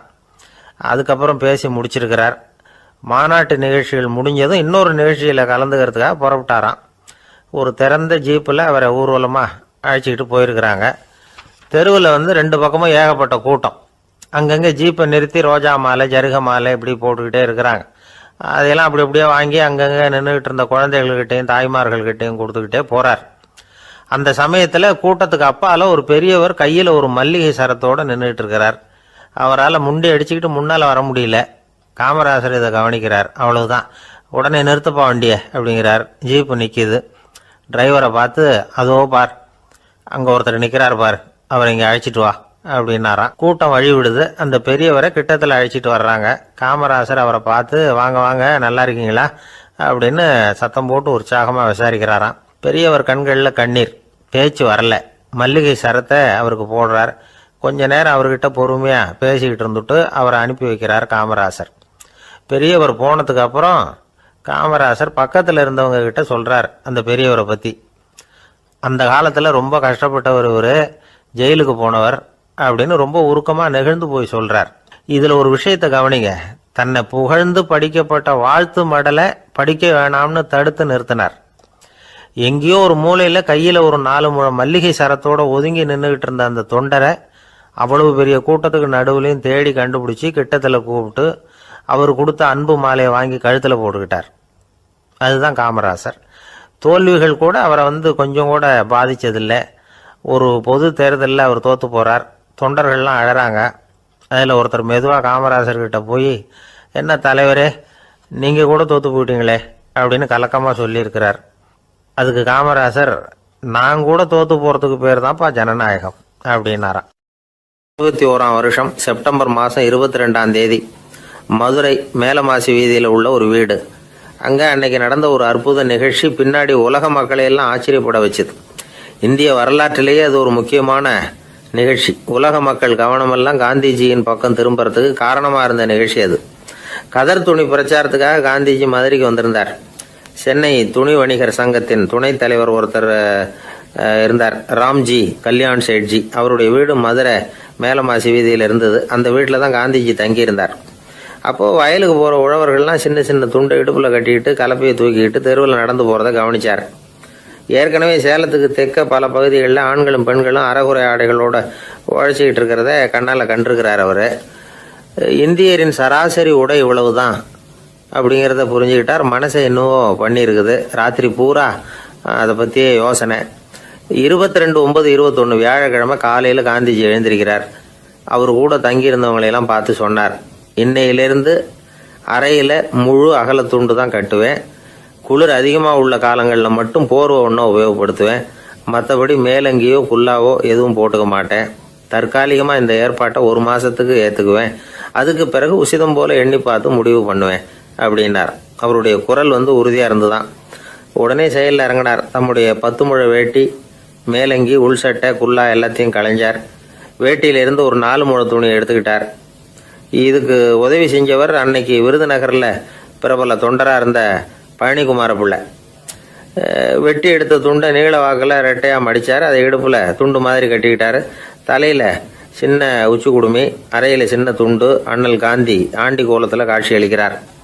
கூட இருந்தவங்களை பார்த்து காரைக்குடிக்கு புறப்படலாமே அப்படின்னார். அவர் நண்பர்களும் சீடர்களும் திகைச்சு போய் நிற்கிறாங்க. இந்த விரதம் நிரந்தரமாக ஆயிடுமோங்கிற பயம் அவங்களுக்கு. எப்படியோ இந்த விவரம் ராஜாஜிக்கும் அன்னைக்கு பிரபலமாக விளங்கின தேசபக்தர் டாக்டர் TSS ராஜனுக்கு எட்டுச்சு. உடனே 2 பேரும் ஓடி வந்தாங்க. வேண்டாமே இந்த கோலம் அப்படின்னாங்க. காந்திஜி தன்னுடைய முடிவில் உறுதியாக இருந்தார். ராஜாஜி என்னென்னமோ வாதமெல்லாம் பண்ணி பார்த்தார். உங்களுடைய வாதத்துக்கு என்னால் பதில் சொல்ல முடியல, இருந்தாலும் நான் செய்கிறது தான் சரிங்கிறதுல எனக்கு சந்தேகம் இல்லை. இன்னைக்கு அதிகாலை 3 மணி இருக்கும். நான் ஓரளவு விழிச்சுக்கிட்டேன். அதாவது உறக்கமும் விழிப்புமாக இருந்த நிலையில் எனக்கு இந்த எண்ணம் உண்டாச்சு. இது என்னுடைய அந்தராத்மாவின் ஆணை, அதை என்னால் மீற முடியாது அப்படின்னு சொல்லிவிட்டாராம் காந்திஜி. கதர் பிரச்சாரத்துக்காக காரைக்குடிக்கு கிளம்பினார். வாசலில் 4 மோட்டார் வண்டிகள் காத்துக்கிட்டு இருந்தது. வீதியில் 2 பக்கமும் ஜனங்கள். காந்திஜி இடுப்பு துணியோடு மோட்டார் வண்டியில் ஏறினார். நண்பர்களும் சீடர்களும் மக்களும் உடல் சிலிர்க்க அந்த காட்சியை பார்க்குறாங்க. மோட்டார் வண்டி நகர ஆரம்பிக்குது. எப்பேற்பட்ட காட்சி அது! சுக்கநாத பெருமானியே கூலி ஆளாக்கிய அப்படி ஆக்கி மண் சுமக்க வச்ச மதுரை இல்லையா, அந்த மதுரை தான் காந்திஜி துறவி கோலம் கொள்றதுக்கும் காரணமாக இருந்திருக்குது. இது இன்னைக்கு எத்தனை பேருக்கு தெரியும்? ஒரு தடவை காந்திஜி நேருவும் சுற்றுப்பயணம் செஞ்சாங்களாம். ஒரு இடத்துல நடந்து போயிட்டு இருக்கிறாங்க. குறுக்க ஒரு வாய்க்கால். நேரு என்ன பண்ணார் தெரியுமா? தன்னுடைய இளமை துடிப்பை காட்டுறதுக்காக கொஞ்சம் தூரம் பின்னாடி போய் அங்கேருந்து வேகமாக ஓடி வந்து அந்த வாய்க்காலை தாண்டினாராம். காந்திஜி அப்படி பண்ணலை. பக்கத்தில் இருந்த பாலம் வழியாக அந்த வாய்க்காலை கடந்து வந்தார். நேரு காந்திஜியை பார்த்து சிரிச்சுக்கிட்டே, என்ன மாதிரி நீங்களும் தாண்டி இருக்கலாமே அப்படின்னாராம். அதுக்கு காந்திஜி சிரிச்சுக்கிட்டே சொன்னாராம், 2 அடி முன்னேறதுக்காக 5 அடி பின்னாடி போகிறதா அப்படின்னாராம். வங்க நாவலாசிரியர் சரத் சந்திரர் ஒரு நண்பர் அவர்கிட்ட வந்தார். வழக்கமாக எல்லா எழுத்தாளர்கள்கிட்டையும் கேட்குற ஒரு கேள்வியை கேட்டார். நீங்கள் எழுத்துத்துறைக்கு வந்தது எப்படி? இதுதான் கேள்வி. அதை தெரிஞ்சு என்ன பிரயோஜனம்னார் சரத் சந்திரர். சும்மா சொல்லுங்களேன், தெரிஞ்சுக்கிறேன் அப்படின்னார் வந்தவர். சரி சொல்கிறேன்னு ஆரம்பித்தார். நான் ரங்கூனில் வேலை பார்த்துக்கிட்டு இருந்தேன். சம்பளம் பத்தல. வேலையும் பார்த்துக்கிட்டு ஒரு பலசரக்கு கடை வைக்கலாம்னு நினச்சேன். என்னால் மளிகை கடை வச்சு சரியாக நடத்த முடியுமாங்கிற சந்தேகம் என் மனைவிக்கு. அதை சோதனை பண்ணி பார்க்கணுங்கிறதுக்காக சில பொருள்களின் அளவு, அதோட விலை, இப்படி சிலதை சொல்லி எல்லாத்தையும் மனக்கணக்காக கூட்டி போட சொன்னாங்க. என்னால் சரியாக கூட்டி சொல்ல முடியல. உங்களால் மளிகை கடை நடத்த முடியாதுன்னு சொல்லிவிட்டாங்க. உடனே என்ன பண்ணுறது, வேறு வழி இல்லை, கதை எழுத ஆரம்பிச்சிட்டேன் அப்படின்னார். கேட்டவருக்கு சிரிப்பு வந்துட்டு தான். சரத் சந்திரர் ஒரு பக்கம் சீரியஸான நாவல்கள், சிறுகதைகள் எழுதியிருந்தாலும் அவருடைய இன்னொரு பக்கம் வேற விதம். நண்பர்கள்கிட்ட பேசும்பொழுதும் சரி, அவர்களுக்கு கடிதங்கள் எழுதும் போதும் சரி, கேலியும் கிண்டலும் நகைச்சுவை உணர்வும் அதிகமாக இருக்கும். காந்திஜி ஒரு சமயம் கல்கத்தாவுக்கு வந்திருந்தார். தேசபக்தர்கள் பல பேர் அவர்கிட்ட பேசிக்கிட்டு இருந்தாங்க. அப்போது சரத் சந்திரரும் அங்கே இருந்தார். கிரண் சங்கர் ராய் அப்படிங்கிறவரும் அங்கே இருந்தார். அவர் சொன்னாராம், காந்திஜியோட பழகிய முதல் வங்காளி நான் தான். போயர் யுத்த காலத்தில் இவர் லண்டனுக்கு வந்திருந்தப்போ என்கிட்ட தான் வங்காள மொழி கற்றுக்கிட்டார் அப்படின்னாராம். உடனே சரத் சந்திரர் காந்திஜியை பார்த்து, இவர் உங்களுக்கு வங்காள மொழி கற்றுக் கொடுத்தது உண்மைதானா அப்படின்னாராம். ஆமான்னாராம் காந்தி. அதனால தான் உங்களால் வங்காள மொழி கற்றுக்க முடியல அப்படின்னாராம். எல்லாரும் சிரிச்சாங்களாம். சரத் சந்திரர் சாம்தாபேர் அப்படிங்கிற கிராமத்தில் தங்கியிருந்தார். ஒரு இலக்கிய நிகழ்ச்சியில் கலந்துக்கிறதுக்காக. அதுக்காக ஒரு கல்கத்தாவுக்கு போக வேண்டிய சூழ்நிலை. அதுக்காக புறப்பட்டார். அந்த சமயத்தில் பின்னாடி இருந்து யாரோ அவரை கூப்பிட்டாங்க. இப்படி கூப்பிட்டவரை பார்த்து இன்னொருத்தர் யாரோ அதட்டி இருக்கிறாங்க. போகிறவரை ஏன் இப்படி கூப்பிடுறீங்க அப்படின்னு. ஏன் கூப்பிட்டா என்னன்னு கேட்டிருக்கார் சரத் சந்திரர். புறப்படுறவங்கள பின்னாடி இருந்து கூப்பிடுறது அபசகுனம், போகிற இடத்துல ஏதாவது ஆபத்து வரலாம் அப்படின்னு அதுக்கு விளக்கம் கொடுத்துருக்கிறார் அவர்.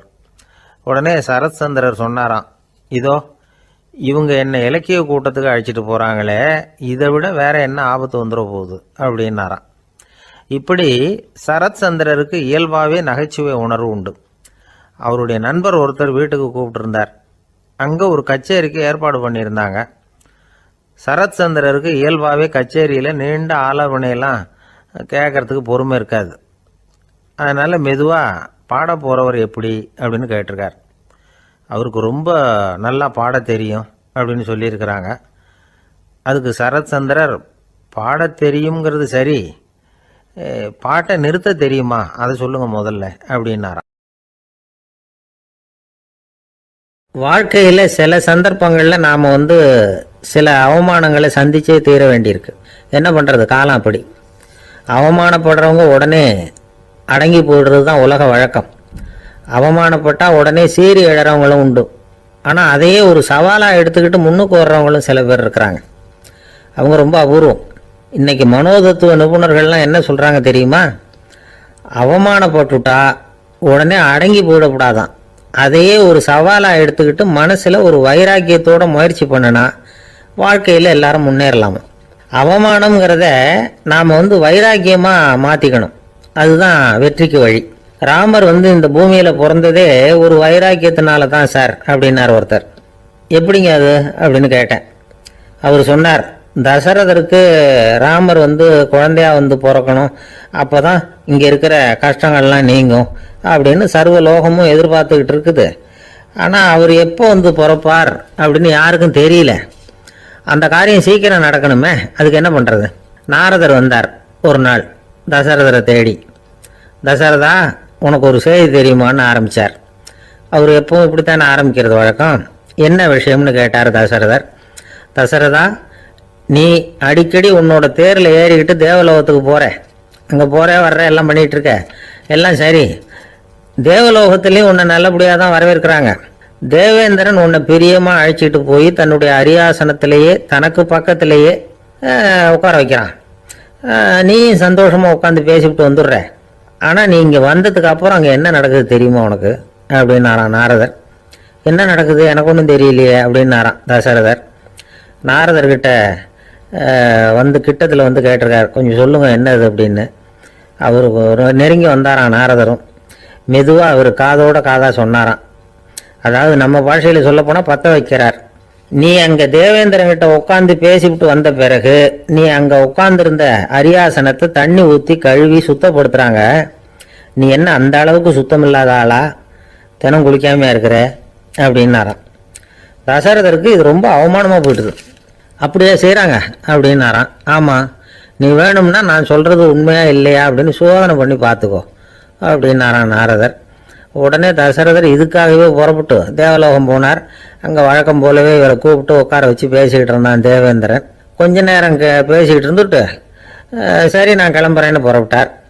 சரி, அவனும் வாசல் வரைக்கும் வந்து வழி அனுப்பி வச்சுட்டு உள்ளே போயிட்டான். தசரதர் வெளியில் கொஞ்ச நேரம் மறைஞ்சி இருந்துட்டு மெதுவாக உள்ளே எட்டி பார்த்தார் என்ன நடக்குதுன்னு. நாரதர் சொன்னது உண்மைதான். தசரதர் உட்கார்ந்துருந்த ஆசனத்தை அங்கே 2 தேவர்கள் கழுவி சுத்தப்படுத்திக்கிட்டு இருக்கிறாங்க. தசரதரால் இதை தாங்கிக்க முடியல.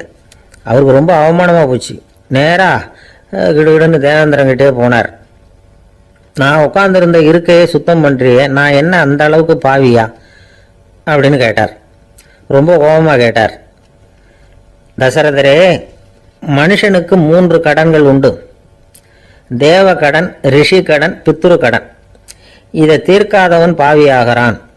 இதில் மகனை பெறுவதால் தான் பித்ரு கடன் தீரும். உனக்கு மகன் கிடையாது, அதனால நீ பாவி ஆகிற. பாவி உட்கார்ந்துருந்த இடம்ங்கிறதுனால அதை சுத்தம் செய்ய வேண்டியது எங்கள் கடமை அப்படின்னு நானும் தேவேந்திரன். இந்த இடத்துல தசரதருக்கு ஏற்பட்ட அவமானம் ஒரு வைராக்கியமாக மாறிச்சு. தேவேந்திரனே கேட்டுக்கோ, ஒரு மகனை பெற்ற பிறகுதான் இந்த சபையில் மறுபடியும் அடி எடுத்து வைப்பேன் அப்படின்னு சொல்லிவிட்டு போயிட்டாரான். போய் புத்திர காமேஷ் யாகம் பண்ணார். புத்திரர்கள் பிறந்தார்கள். இந்த கதையில் உள்ள கருத்து என்னன்னா, தேவேந்திரன் தசரதரை அப்படி அவமானப்படுத்தலைன்னா அவருக்கு இப்படி ஒரு வைராக்கியம் பிறந்திருக்குமா யோசிச்சு பார்க்கணும். நமக்கு ஏற்படுகிற சில அவமானங்களையும் வைராக்கியமாக மாற்றிக்குவோம். அப்படி மாற்றிக்கிட்டோம்னா வாழ்க்கையில் வந்து முன்னேறலாம். நம்ம ஆளுங்க சில பேர் அவமானத்தை வந்து வைராக்கியமாக மாற்றிக்கிறது எப்படி தெரியுமா? நம்மகிட்ட ஒரு பையன் சொன்னான், எங்கள் அப்பா என்னை எல்லாருக்கும் முன்னாடி வச்சு திட்டிவிட்டார், பொறுப்பு இல்லாமல் ஊர் சுத்துறேன்னு சொல்லி அவமானப்படுத்தி விட்டார். இனிமேல் நீ என் முகத்திலேயே முழிக்காதரா போடான்னு வேற சொல்லிவிட்டார். எனக்கு ரோஷம் வந்துட்டுது. அந்த அவமானத்தை வைராக்கியமாக மாற்றிக்கிட்டேன். அன்னையிலேருந்து அவர் முகத்திலேயே முழிக்கிறது இல்லை அப்படின்னா. அப்படியான்னு கேட்டோம். ஆமாங்க, அவர் வீட்டில் இல்லாத நேரமாக பார்த்து உள்ள சமையல் கட்டுக்கு போய் சாப்பிட்டுட்டு நைஸாக வெளியில் வந்துடுவேன் அப்படிங்கிறான் அவன். ஒரு நாள் ராமர் அரசவையில் உட்கார்ந்துருக்கிறார். ராமராஜ்யம் நடந்துக்கிட்டு இருந்த நேரம். அந்த சமயத்தில் ஒரு நாய் வந்து அரச சபைக்கு வந்துதான். அது தலையில் அடிபட்டு ரத்தம். அந்த கோலத்தில் அது அங்கே வந்தது. எல்லாரும் ஆச்சரியமாக அதை பார்த்தாங்க. ராமரும் அந்த நாயை பார்த்தார். நீங்கள் வந்த காரியம் என்ன, என்ன நடந்தது, எதுவாக இருந்தாலும் பயப்படாமல் சொல்லு அப்படின்னார். உடனே அந்த நாய் மெதுவாக சொல்ல ஆரம்பிச்சுதான். ஐயா, நான் தெருவில் போய்கிட்டு இருந்தேன். வழியில் ஒருத்தர் வந்தார். அவர் வேத சாஸ்திரம்லாம் படித்த பெரியவர். அவர் எந்த காரணமும் இல்லாமல் அவர் கையில் வச்சிருந்த குச்சியால் என் தலையில் அடிச்சுட்டார். அதுதான் தலையில் ரத்தம். இதை நீங்கள் விசாரித்து தகுந்த தீர்ப்பு வழங்கணும் அப்படின்னு தான் அந்த நாய். ராமர் பார்த்தார். உடனே தன்னுடைய காவலர்களை அனுப்புனார். அந்த ஆளை எங்கே இருந்தாலும் போய் கொண்டுகிட்டு வாங்க அப்படின்னு விட்டார். காவலர்கள் போனாங்க. அந்த ஆளை பிடிச்சி கொண்டு வந்துட்டாங்க. அரண்மனைக்கு வா அப்படின்னு சொல்லி கூப்பிட்டுட்டு வந்துட்டாங்க. என்ன நடந்ததுன்னு விசாரித்தார் ராமர். அதுக்கு அந்த ஆள் சொன்னார், நான் வந்து வீதி வழியாக வந்துக்கிட்டு இருந்தேன். குறுக்க இந்த நாய் வந்தது. நான் அவசரமாக போய்கிட்டு இருந்தேன். இது எனக்கு வழி விடாமல் குறுக்க பூந்து இடைஞ்சல் பண்ணிச்சு. எனக்கு கோபம் வந்துட்டுது. அதனால் அடிச்சுட்டேன். வேத சாஸ்திரம் படித்த நான் என் வசம் இழந்து கோபப்பட்டது பெரிய தப்பு தான். அதை நான் ஒத்துக்கிறேன். குற்றத்தை ஒப்புக்கொள்கிறேன். எனக்கு என்ன தண்டனை கொடுக்கணுமோ அதை கொடுங்க, ஏற்றுக்கிறேன் அப்படின்னு விட்டார். சரி, இப்போ அந்த ஆளுக்கு தண்டனை கொடுக்கணும். என்ன தண்டனை கொடுக்கறது யோசனை பண்ணார் ராமர். அதையும் அந்த நாய்கிட்டயே கேட்டார். நீயே சொல்லு, என்ன தண்டனை கொடுக்கலாம் இவருக்கு அப்படின்னார். இதுக்கு அந்த நாய் என்ன சொல்லிச்சு தெரியுமா? இவரை ஏதாவது ஒரு கோயிலுக்கு தர்மகர்த்தாவா நியமனம் பண்ணி விடுங்க, அதுதான் இவருக்கு சரியான தண்டனை அப்படின்னுது. இதை கேட்டதும் ராமர் முகத்தில் புன்னகை. ஆனால் அங்கே இருந்த மற்றவங்களுக்கெல்லாம் ஆச்சரியம்.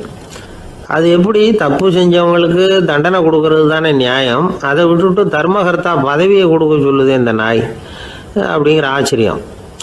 இந்த சந்தேகத்தை அந்த நாய்கிட்டயே கேட்டாங்க அங்கே இருந்தவங்க. இதுக்கு அந்த நாய் பதில் சொல்லிச்சான். நான் போன பிறவியில் ஒரு கோயிலுக்கு தர்மகர்த்தாவாக இருந்தேன். எவ்வளவோ கவனமாக எச்சரிக்கையாக தான் என்னுடைய கடமைகளை எல்லாம் செஞ்சுக்கிட்டு வந்தேன். அப்படி இருந்தாலும் சில சமயங்களில் என்னையும் மீறி கோயில் செல்வத்தை நான் அனுபவிக்கிறதுக்கு காரணம் ஆயிட்டேன்.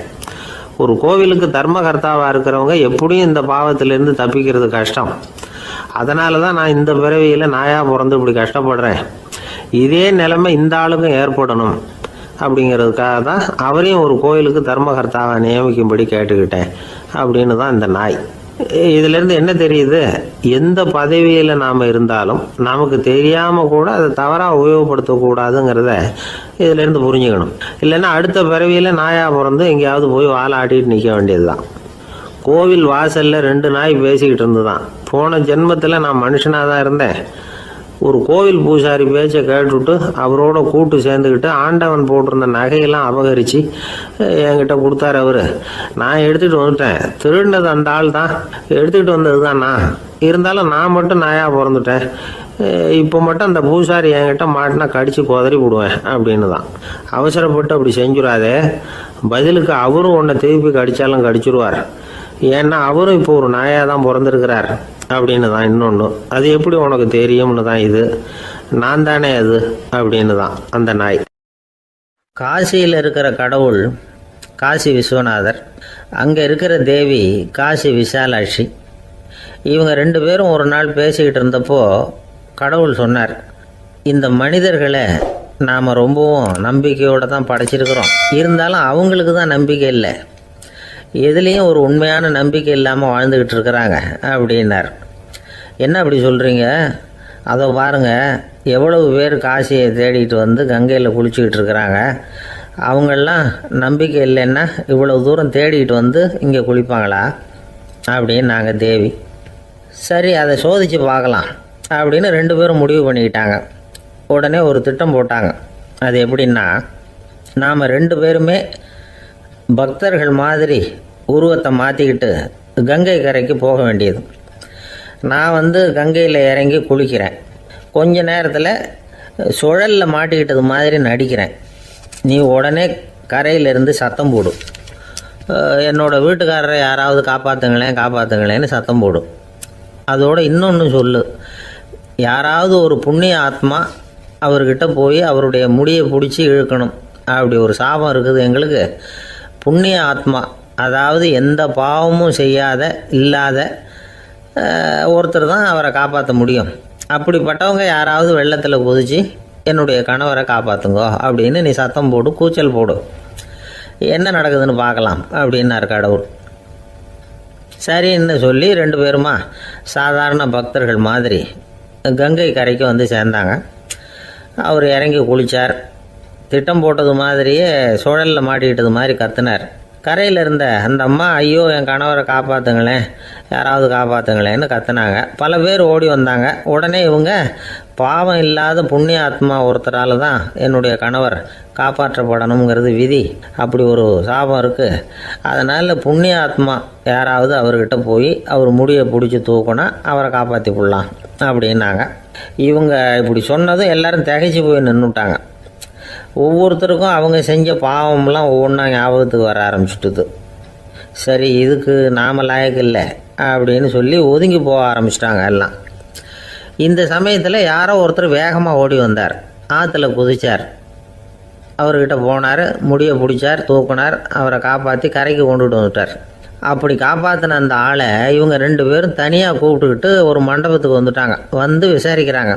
நீ யாரப்பா அப்படின்னு கேட்குறாங்க. ஏதும் தெரியாத மாதிரி. நான் இந்த ஊர் அன்ன சத்திரத்தில் வேலை செய்கிற ஒரு சமையல்காரன் அப்படிங்கிறார். நீ வந்து கங்கையில் குளிக்கிறது உண்டான்னு கேட்டிருக்காங்க.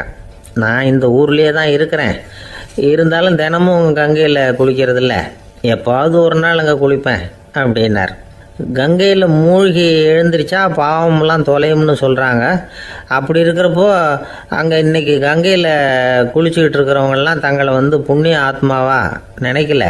கங்கையில் குளிக்காத நீ உன்னை வந்து புண்ணிய ஆத்மாவா நினச்சி என்னை காப்பாற்ற வந்திருக்கிற, அது எப்படி அப்படின்னு கேட்டார். அதுக்கு அந்த ஆள் சொல்கிறான், கங்கையில் குதித்ததுக்கு அப்புறம் தானே உங்களை காப்பாற்ற போகிறோம். அப்படி குதிக்கும் பொழுது என்னுடைய பாவம்லாம் போயிருக்கும்ல, நான் புண்ணிய ஆத்மாவாக ஆயிருப்பேனே, அதனால தான் துணிஞ்சு வந்து உங்களை காப்பாற்றினேன் அப்படின்னா. கடவுளும் தேவியும் அவனுக்கு வந்து காட்சி கொடுத்தாங்களாம். இப்படி ஒரு கதை உண்டு. அதாவது கங்கையில் குளிச்சுக்கிட்டு இருக்கிறவங்களுக்கே தங்களுடைய பாவம் போகுங்கிற நம்பிக்கை பரிபூர்ணமாக இல்லை.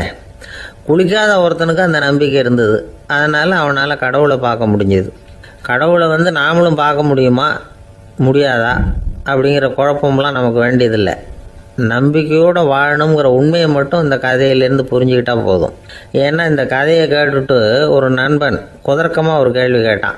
ஏன் சார் கங்கையில் குளித்தா பாவம் போயிடும்னு சொல்கிறீங்களே, நான் எனக்கு வேண்டாத ஒருத்தனை அழைச்சிட்டு போய் கங்கையிலேயே தள்ளி விட்டுட்டு அதுக்கப்புறம் அங்கேயே முழுக்க போட்டுட்டு நான் செஞ்ச பாவத்தை வந்து அதுலேயே கழுவி விட்டுட்டு மறுபடியும் உங்ககிட்ட வந்துடுறேன்னு வச்சுக்கோங்க, நீங்கள் என்னை வந்து புண்ணிய ஆத்மான்னு ஏற்றுக்குவீங்களா அப்படிங்கிறான்.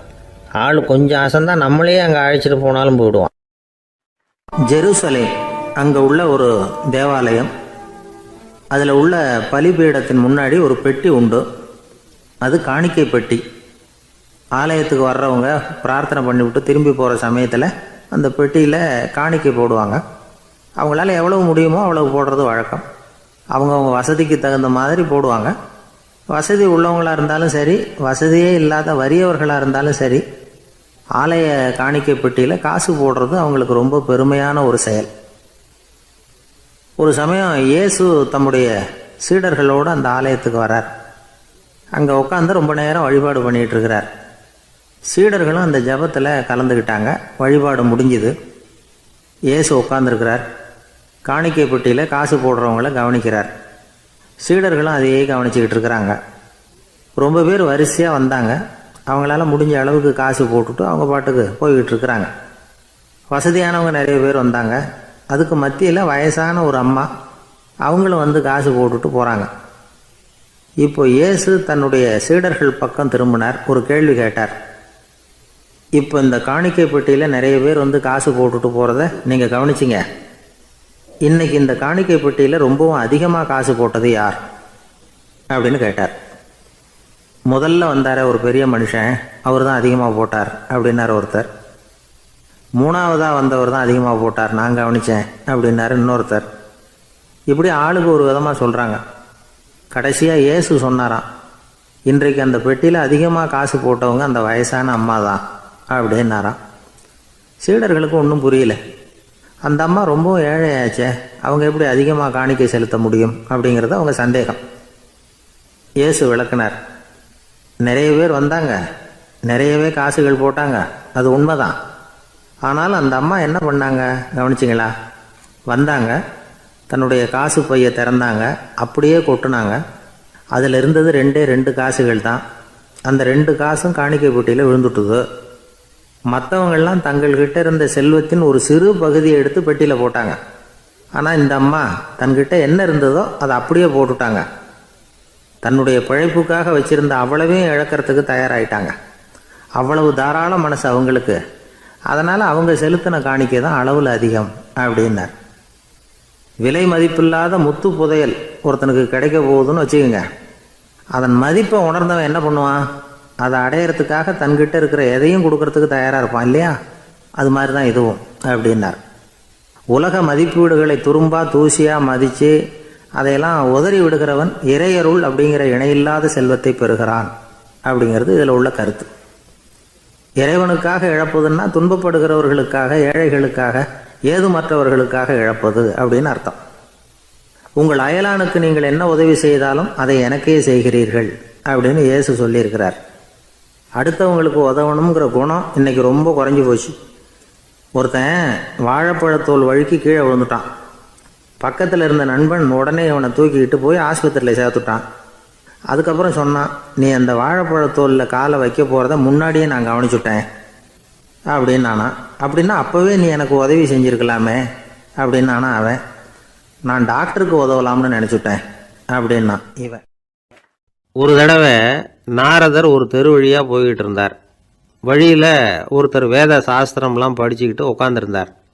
அவர் நாரதரை பார்த்து எங்கே போயிட்டு இருக்கிறீங்கன்னு கேட்டார். கடவுளை பார்த்துட்டு வரலாம்னு போயிட்டு இருக்கிறேன் அப்படின்னார் நாரதர். அப்படின்னா அவர்கிட்ட எனக்கு எப்போ முக்தி கிடைக்கும்னு கேட்டுட்டு வாங்களேன் அப்படின்னார் இவர். சரி கேட்டு வரேன் அப்படின்னு சொல்லிவிட்டு நாரதர் நடந்தார். கொஞ்சம் தூரத்தில் ஒரு மரத்தடியில் ஒரு தொழிலாளி செருப்பு தைச்சிக்கிட்டு உட்காந்துருந்தார். அந்த ஆளும் அதே மாதிரி கேட்டுக்கிட்டார். எனக்கு எப்போ முக்தி கிடைக்கும்னு கடவுள்கிட்ட கேட்டுக்கிட்டு வாங்களேன்னார். அவர்கிட்டையும் சரின்னு சொல்லிவிட்டு நாரதர் நேராக வைகுண்டத்துக்கு வந்து சேர்ந்தார். கடவுளை பார்த்தார். இவங்க 2 பேரும் சொல்லி அனுப்பின விஷயத்தை பற்றி கேட்டார். அதுக்கு கடவுள் சொன்னார், அந்த செருப்பு தைக்கிற தொழிலாளி உடல் நீத்ததும் உடனே என்னை வந்து அடைவான். ஆனால் அந்த சாஸ்திரம் படித்த ஆள் இப்போதைக்கு என்கிட்ட வந்து சேர மாட்டான். அவன் இன்னமும் பல பிறவிகள் எடுத்து அங்கேயே இருக்க வேண்டியிருக்குது. எப்போ இங்கே வந்து சேருவான்னு எனக்கே தெரியாது அப்படின்னார். நாரதருக்கு இதோட ரகசியம் என்னங்கிறது புரியல. எனக்கு ஒன்றும் புரியலையேன்னாரான் கடவுள்கிட்ட.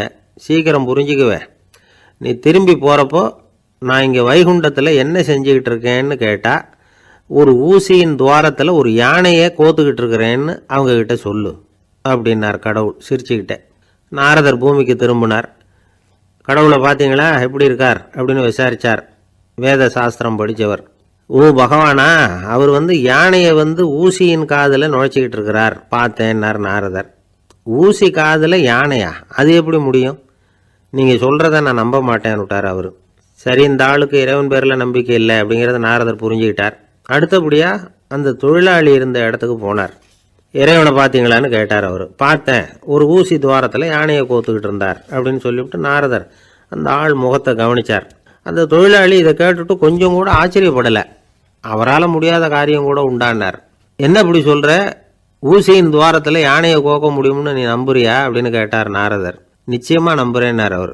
அது எப்படி அப்படின்னு கேட்டார் இவர். இதோ பாருங்க, நான் இந்த ஆலமரத்தடியில் தான் தினமும் உட்காந்துருக்கிறேன். தினமும் இந்த மரத்திலிருந்து எவ்வளவோ பழம் கீழே விழுது. இந்த பழத்தில் இருக்கிற ஒவ்வொரு விதையிலேயும் உள்ள ஒரு ஆலமரம் இருக்குது. ஒரு சின்ன விதைக்குள்ள ஒரு பெரிய ஆலமரம் இருக்க முடியுங்கிறப்ப ஊசி துவாரத்தில் கடவுள் யானையை நுழைய வச்சாருங்கிறத ஒத்துக்கிறதுல என்ன கஷ்டம் இருக்குது அப்படின்னு ரொம்ப சர்வசாதாரணமாக பதில் சொன்னாராம் அந்த தொழிலாளி. நாரதர் யோசனை பண்ணார். இந்த தொழிலாளி வேத சாஸ்திரங்களையெல்லாம் படிக்கலைன்னா கூட அறிவுபூர்வமாக சிந்திச்சு இறைவனை நம்புகிறான். அதனால தான் கடவுள் இந்த ஆளுக்கு சீக்கிரம் முக்தி கிடைக்கும்னு சொன்னார் அப்படிங்கிறத புரிஞ்சுக்கிட்டாராம். இந்த கதையில் வர்ற கடவுள், நாரதர், வைகுண்டம் இதெல்லாம் ஒரு பக்கம் இருக்கட்டும், ஒரு சின்ன விதைக்குள்ள ஒரு பெரிய ஆலமரம் தூங்கிக்கிட்டு இருக்கு அப்படிங்கிற உண்மை, அந்தரத்தில் 1000 கிரகங்கள் சுற்றிக்கிட்டு இருக்குங்கிற உண்மை, இதெல்லாம் நாம் பார்த்துக்கிட்டு தானே இருக்கிறோம். இந்த உண்மைகள் அதிசயமாக நமக்கு தெரியறதுனால அதை நம்பாமல் இருந்துட முடியாது. இயற்கையை பரிபூர்ணமாக நம்புங்கள், அந்த நம்பிக்கையே நம்ம வாழ்க்கைக்கு ஆதாரம் அப்படிங்கிறத விளக்கறதுக்காக தான் இந்த கதை. இந்த காலத்தில் நம்ம பிள்ளைங்களுக்கெல்லாம் இது மாதிரி நம்பிக்கை அதிகமாகவே இருக்குது. ஒரு நாள் ஒரு சின்ன பையன்கிட்ட கேட்டேன், ஏன்பா கடவுள் ஒரு பானைக்குள்ளே ஒரு யானையை நுழைய வச்சுட்டாருன்னு சொன்னால் அதை நீ நம்புவியா அப்படின்னு கேட்டோம். நம்புவேன் சார், அது ஒன்றும் பெரிய அதிசயம் இல்லைன்னா. எப்படிறான்னு கேட்டோம். எப்படின்னா அந்த பானை அந்த யானையை விட பெருசாக இருந்திருக்கும், அவ்வளவுதான் அப்படின்னு சொல்கிறான். இயேசுநாதர்கிட்ட ஒருத்தர் கேட்டாராம், இயேசுவே என்னை எவ்வளவு நேசிக்கிறீர்கள் அப்படின்னு. அவர் தன்னுடைய 2 கைகளையும் அகல விரித்து இவ்வளவு என்று சொல்லி சிலுவையில் உயிர் நீத்தார் அப்படின்னு சொல்லுவாங்க. அதாவது அந்த நேசிப்புக்கு எல்லை கிடையாது, அதே போல மன்னிப்புக்கும் எல்லை கிடையாது. இது இயேசுநாதர் சொல்லி கொடுத்த ஒரு பாடம். இயேசுனுடைய சீடர்களில் ஒருத்தன் பீட்டர், அவன் ஒரு நாள் இயேசுநாதர்கிட்ட கேட்டிருக்கான், இயேசுவே நான் என்னுடைய தம்பி கிட்ட அடிக்கடி சண்டை போட்டுக்கிட்டு இருக்கிறேன், என்னுடைய சகோதரன் கூட, அவனை நான் எத்தனை தடவை மன்னிக்கிறது? ஏற்கனவே 7 தடவை அவனை மன்னிச்சுட்டேன் அப்படின்னு சொல்லியிருக்கிறான். அப்போது இயேசு சொன்னாராம், மன்னிக்கிறதுக்கு எத்தனை தடவைங்கிற கணக்கெல்லாம் கிடையாது. எத்தனை தடவை உன்னுடைய சகோதரன் உன்னை கோபப்படுத்துகிறானோ அத்தனை தடவை நீ மன்னிக்கிறதுக்கும் தயாராக இருக்கணும், அதுதான் அப்படின்னு சொன்னாராம். அப்போ இவனுக்கு ஒன்றும் புரியல, இது என்ன அவன் தப்பு பண்ணிக்கிட்டே இருப்பான், நாம் மன்னிச்சுக்கிட்டே இருக்கிறதா அப்படிங்கிறது மாதிரி குழப்பமாக இருந்திருக்கிறான். அப்போது இயேசுநாதர் தன்னுடைய சீடன் பீட்டர்கிட்ட ஒரு கதை சொன்னாராம். அந்த கதை இன்றைக்கு நாம் எல்லாரும் சிந்தித்து பார்க்க வேண்டிய ஒரு கதை. அதாவது மன்னிப்பை விரும்புகிறவர்கள் மன்னிக்கவும் தயாராக இருக்க வேண்டும் அப்படிங்கிறது தான் அந்த கதையினுடைய தத்துவம். அந்த இயேசுநாதர் சொன்ன கதை என்னன்னா, ஒரு மன்னர் இருந்தார். அவர் ஒரு நாள் அரண்மனையில் உட்காந்து கணக்கு வழக்குகள்லாம் பார்த்துக்கிட்டு இருந்தார். நம்ம அரண்மனையிலேருந்து யார் யார் அரசாங்க கடன் வாங்கியிருக்கிறாங்க, யார் யார் திருப்பி செலுத்தியிருக்கிறாங்க அப்படிங்கிற விவரத்தையெல்லாம் பார்த்துக்கிட்டு இருந்தார். அப்போ தான் புரிஞ்சுது, அந்த அரண்மனையில் வேலை செய்கிற ஒருத்தனே அரசாங்க கடன் வாங்கியிருக்கிறான். எவ்வளவு? 10,000 பொற்காசுகள் வாங்கியிருக்கான் கடன். இந்த 10,000 பொற்காசுகளை திருப்பி செலுத்தலை அரசாங்கத்துக்கு. இது மன்னர் கவனத்துக்கு வந்தது. உடனே நம்ம அரண்மனையில் இருக்கிறவனே அரசு கடன் வாங்கி திருப்பி செலுத்தாமல் இருக்கான், அவனை கூப்பிட்டு வாங்கன்னு சொல்லி கூப்பிட்டுட்டு வந்தாங்களாம். விசாரிச்சிருக்கிறாங்க, என்னப்பா நீ எவ்வளோ ஒன்று?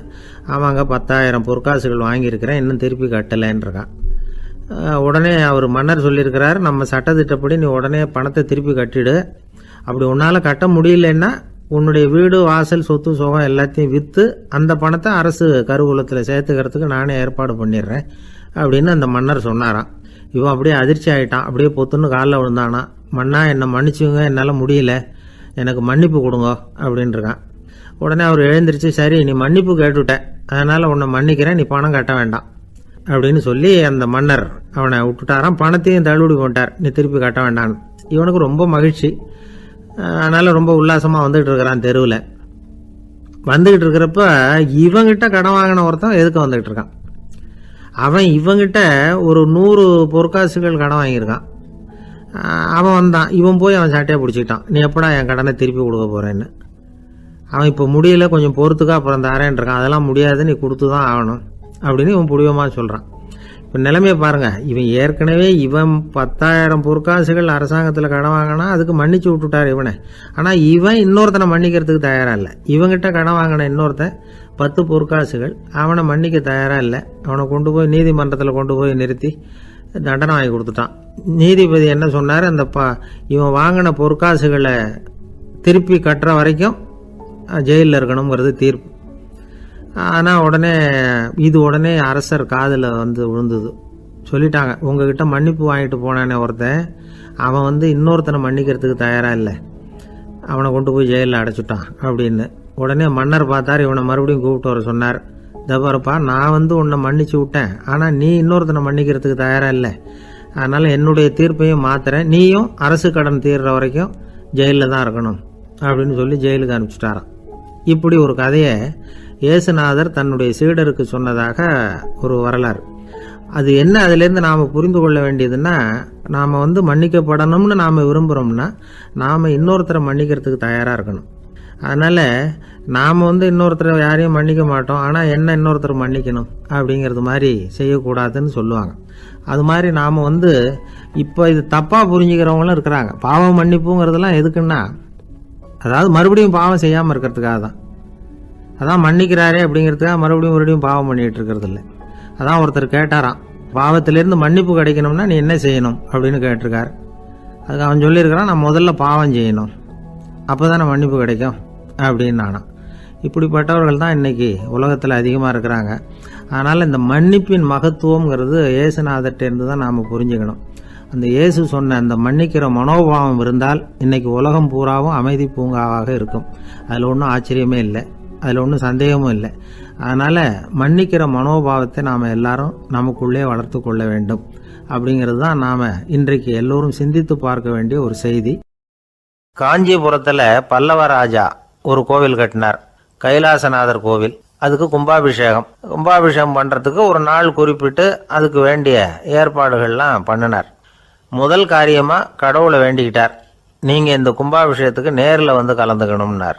கடவுள் அந்த ராஜா கனவுல வந்தார், நீ கும்பாபிஷேகம் வச்சிருக்கிற அதே நாளில் அதே நேரத்தில் எனக்கு இன்னொரு ஊரில் ஒரு கும்பாபிஷேகம் இருக்குது, அதுக்கு போக வேண்டியிருக்கு. அதாவது திருநின்ற ஊரில் என்னுடைய பக்தர் ஒருத்தர், அவரும் ஒரு கோயில் கட்டி கும்பாபிஷேகம் செய்கிறார், நான் அதுக்கு போக வேண்டியிருக்கு, அதனால் உன்னுடைய தேதியை நீ மாற்றி வச்சுக்கோ அப்படின்னார். கடவுள் தான் எங்கேயும் இருக்கிறவராச்சே, அவர் நினைச்சா 2 இடத்துலையும் இருந்து கோயில் கும்பாபிஷேகத்தை நடத்த முடியாதா? ஏன் இப்படி செய்யலை? அது ஒரு முக்கியமான காரணத்துக்காக தான். திருநின்ற ஊரில் இருந்த பூசலாருங்கிற அந்த அடியாரின் பெருமையை இந்த உலகத்துக்கு எடுத்து காட்டணுங்கிறதுக்காகத்தான் கடவுள் அந்த ராஜா கிட்ட அப்படி சொன்னார். சரி, அந்த அடியார் அப்படி என்னதான் பெருசாக கோயில் கட்டிவிட்டார்? ராஜா கட்டின கோயிலை விட பெருசா? அவர் கட்டினது கருங்கல்லாலேயோ மண்ணாலேயோ மரத்தாலேயோ இல்லை. அவர் கட்டின கோயில் வேறு மாதிரி. அது மனசால் கட்டின கோயில், மனசுக்குள்ளே இருக்கிற கோவில், மனக்கோவில். அந்த அடியார் தன்னோட மனசுக்குள்ளே மாதக்கணக்காக ஒவ்வொரு கல்லாக சேர்த்து கட்டின கோவில். இந்த விஷயம் ராஜாவுக்கு தெரியாது. அவர் என்ன நினச்சிட்டாரு, அது நாம் கட்டின கற்கோயிலை விட ரொம்ப பெருசாக இருக்கும் போல இருக்கு அப்படின்னு நினச்சிட்டார். சரி, அப்பேற்பட்ட அந்த கோயிலை தரிசனம் பண்ணிவிட்டு வருவோம் அப்படின்னு நினச்சி ராஜா திருநின்ற ஊருக்கு போகிறார். அங்கே போய் பார்த்தா கோயிலையும் காணும், ஒன்றையும் காணும். கடைசியில் பூசலார் கட்டின மனக்கோவில் தான் அதுங்கிறத அவர் புரிஞ்சுக்கிறார். உடனே அந்த அடியாரின் காலில் விழுந்து வணங்குறார். அவரோ, இது மனசால முயன்ற கோவில், இதுக்கு இத்தனை பெருமையா அப்படின்னு ஆச்சரியப்படுறார். இதில் ஆச்சரியப்படுறதுக்கு ஒன்றும் இல்லை. ஆண்டவன் விரும்புறது அகபக்தியையே தவிர புற தோற்றங்களே அல்ல. இதை நாம் புரிஞ்சுக்கிட்டோம்னா நமக்குள்ள எந்த வேறுபாடுகளும் வர்றதுக்கு வழியே இல்லை. இன்னொரு ராஜா இருந்தார். அவர் ஆண்டவனுக்கு படைக்கிறதுக்காக ஒரு தார் நல்ல செவ்வாழைப்பழமாக எடுத்துக்கிட்டு போகணும்னு நினச்சார். அதனால் நாளே அதை வாங்கிட்டு வர சொன்னார் வேலைக்காரங்கிட்ட. வேலைக்காரன் போனால் கடத்தெருவில் ஒரு தார் பழம் வாங்கினா. வர்ற வழியில் அவன் குடிசை. அப்படியே எட்டி பார்த்துட்டு போவோமேன்னு நினச்சான். போனான். அங்கே இவனோட குழந்தை பாவம் பசியால் கத்திக்கிட்டு இருக்கு. இவன் பார்த்தான், இவ்வளவு பெரிய தாரில் ஒரு 2 பழம் எடுத்தா தெரியவா போகுது அப்படின்னு நினச்சி ஒரு 2 பழத்தை பிச்சு அந்த குழந்தைகிட்ட கொடுத்தான். அதை வாங்கி வயிறார சாப்பிட்டுது. பசி அடங்குச்சு, விளையாட போட்டுது. இவன் அதுக்கப்புறம் வாழைப்பழத்தை எடுத்துக்கிட்டு அரண்மனைக்கு வந்தான். 2 பழம் பிச்சிருக்கிறது ராஜாவுக்கு தெரிஞ்சு போச்சு. இவன் உண்மையை சொல்லிவிட்டான். உடனே ராஜா, கடவுளுக்கு படைக்க வேண்டிய பொருளை குழந்தை எச்சில் பண்ண விட்டுருக்கியே அப்படின்னு சொல்லி அவனை கட்டி வச்சு சாட்டையால் அடித்தார். பாவம். மறுநாள் பழத்தை கோயிலுக்கு எடுத்துகிட்டு போனார். கடவுள் முன்னாடி வச்சார். கடவுள் கண்ணை திறந்து பார்த்தார். பழம்லாம் அழுகி இருக்குது. என்ன இது அழுகி போன பழம் அப்படின்னார். ராஜா முழிச்சார். நல்லா தானே இருந்தது அப்படின்னு நினச்சார். அப்போ கடவுள் அந்த ராஜா கிட்ட சொன்னாராம், இதை பார்ப்பா, இந்த தாரில் 2 பழம் தான் நல்ல பழம். அந்த 2 பழங்களையும் நேற்றுக்கே நான் சாப்பிட்டுட்டேன் அப்படின்னாராம். அப்போ தான் ராஜாவுக்கு புரிஞ்சுது, ஏழை குழந்தையின் பசியை தீர்க்கறதுக்காக உதவுன அந்த 2 பழம்தான் இறைவன் சாப்பிட்ட பழம்னு. இறைவன் இருக்கிற இடம் எது? இதுதான். என்னுடைய நீண்டகால நண்பர் ஒருத்தர் வருஷம் தவறாமல் திருநள்ளாறு அப்படிங்கிற திருத்தலத்துக்கு போயிட்டு வர்றது வழக்கம். அங்கே என்ன சார் விசேஷம்னு கேட்கறது உண்டு. என்ன இப்படி கேட்குறீங்க? சனி பகவான் நலன் விருப்பப்படி அங்கே தானே எழுந்தருளி இருக்கிறார். அவரை போய் பார்த்து ஒரு கும்பிடு போட்டுட்டு வந்தா நம்ம பிடிச்சிருக்கிற சனியெல்லாம் விலகும் அப்படிம்பார். சத்தம் போட்டு சொல்லாதீங்க சார், வீட்டில் வேற யார் காதிலையாவது இது விழுந்துற போது அப்படின்னு சொல்கிறது உண்டு வர்றவங்க. இப்போது நான் சொல்கிறதுல உள்ள நியாயத்தை புரிஞ்சுக்கிட்டு அவரும் கொஞ்சம் எச்சரிக்கை உணர்வோடு நமக்கு நன்றி சொல்லுவார்னு வச்சுங்களேன். அதாவது பார்வை மூலமாகவே. அந்த நண்பருக்கு ஆன்மீக விஷயங்களில் அதிக ஈடுபாடு உண்டு. அப்பப்போ சில புராண கதைகளை எல்லாம் சொல்கிறது உண்டு. ரொம்ப சுவாரஸ்யமாக இருக்கும். எப்போவுமே புராண விஷயங்களையெல்லாம் அறிவியலுங்கிற தராசில் வச்சு எடை போட்டுட்டு இருக்கக்கூடாது. அப்படி பார்த்தா அதெல்லாம் நம்ப முடியாத வெறும் கற்பனைகளாக தோணும், மூட நம்பிக்கைகளாகவும் தெரியும். புராணங்களை புராணங்களாகவே புரிஞ்சுக்கிறவங்களுக்கு அதெல்லாம் அர்த்தமுள்ள செய்திகளை உள்ளடக்கி இருக்கிறதாக தெரியும். அந்த வகையில் தான் இந்த நண்பரும் நிறைய செய்திகளை சொல்கிறது உண்டு. சனியை போல கொடுக்குறவனும் இல்லை, சனியை போல கெடுக்கிறவனும் இல்லை அப்படின்னு சோதிடர்கள் சொல்லுவாங்க. நாம் ஏதாவது ஒரு வம்புல மாட்டிக்கிட்டா பிடிச்சது சனி அப்படிங்கிறோம். ராவணன் எப்பேற்பட்ட வீரன், அவனே சனி பார்வைப்பட்டது தானே சங்கடப்பட ஆரம்பிச்சான் அப்படின்னார் நண்பர். அது எப்படிங்கன்னு கேட்டேன். அவர் சொல்ல ஆரம்பிச்சார், இந்த ராவணன் இருக்கானே நவ கிரகங்களையும் பிடிச்சி கொண்டுட்டு தன்னுடைய சிம்மாசனத்தில் அப்படியே படிகளாக போட்டு வச்சுட்டானா. ஒவ்வொரு படியா. பாவம், அந்த 9 தேவதைகளும் ஒவ்வொரு படியா குப்புற கிடக்குறாங்க. நவக்கிரகம் நம்மளை ஆட்டி படைக்குதுன்னு நாம சொல்லிட்டு இருக்கிறோம். ஆனா அந்த நவக்கிரகங்களை ராவணன் எப்படி வச்சிருந்தான் பாருங்க. எல்லாரையும் சிம்மாசனத்துக்கு பக்கத்துல படிப்படியா போட்டு வச்சிருக்கிறான். காலை அது மேல வச்சுதான் ஏறி போகணும். வேற வழி இல்லாம எல்லாரும் குப்புற விழுந்து கிடக்குறாங்க. ராவணன் ஒவ்வொரு தடவையும் இவங்க முதுகில் அடி வச்சு ஏறி தான் அந்த சிம்மாசனத்துக்கு போறது வழக்கம். இப்படி நடந்துகிட்டு இருக்கிறது நாரதர் கண்ணில் பட்டுட்டு தான். அவர் சும்மா இருப்பாரா? யோசனை பண்ணார் என்ன செய்யலாம் அப்படின்னு. ஒரு முடிவு பண்ணிட்டு நேராக ராவணன் கிட்ட போனாராம். ராவணா, நீ நவக்கிரகங்களை பிடிச்சி கொண்டாந்து உன்னுடைய சிம்மாசனத்துக்கு படிகளா போட்டு வச்சிருக்கிற, அது உன்னுடைய வீரத்தை காட்டுது. இருந்தாலும் ஒரு விஷயத்த நீ யோசிச்சு பார்க்கணும். ஒவ்வொரு தடவை நீ சிம்மாசனத்துக்கு போகும்பொழுதும் நவக்கிரகங்களின் முதுகல் அடி வச்சு நீ ஏறி போற, அது உனக்கு பெருமை கிடையாது. அவங்களுடைய மார்புல அடி வச்சு ஏறி போகணும், அதுதான் உனக்கு பெருமை அப்படின்னாராம். இவர் சொல்றதும் சரிதானே அப்படின்னு யோசிச்சிருக்கான் ராவணன். உடனே குப்புற கிடந்த நவக்கிரகங்களை திருப்பி மல்லாக்க போட்டான். அவங்க மார்புல அடி வச்சு மேலே ஏறி சிம்மாசனத்துக்கு போனானா. அப்படி போயிட்டு இருக்கும் பொழுது சனி பகவானின் பார்வை அவன் மேலே பட்டுதான். அவ்வளவுதான். என்னாச்சு தெரியுமா? சூர்பனகை தேடி வந்தா. சீதையோட அழகை பற்றி தன்னுடைய அண்ணங்கிட்ட சொல்ல ஆரம்பிச்சுட்டா. விவகாரம் ஆரம்பமாயிட்டது. அதுதான் சனியனுடைய வேலை அப்படின்னு சொல்லி இந்த கதையை சொல்லி முடிச்சார் என்னுடைய நண்பர்.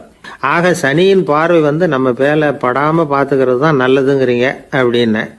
ஆமா சார், இப்ப கூட நான் உங்க வீட்டுக்கு வந்திருக்கிறதே ஒருத்தருடைய பார்வை என் மேல படக்கூடாதுங்கிறதுக்காகத்தான் அப்படின்னார்.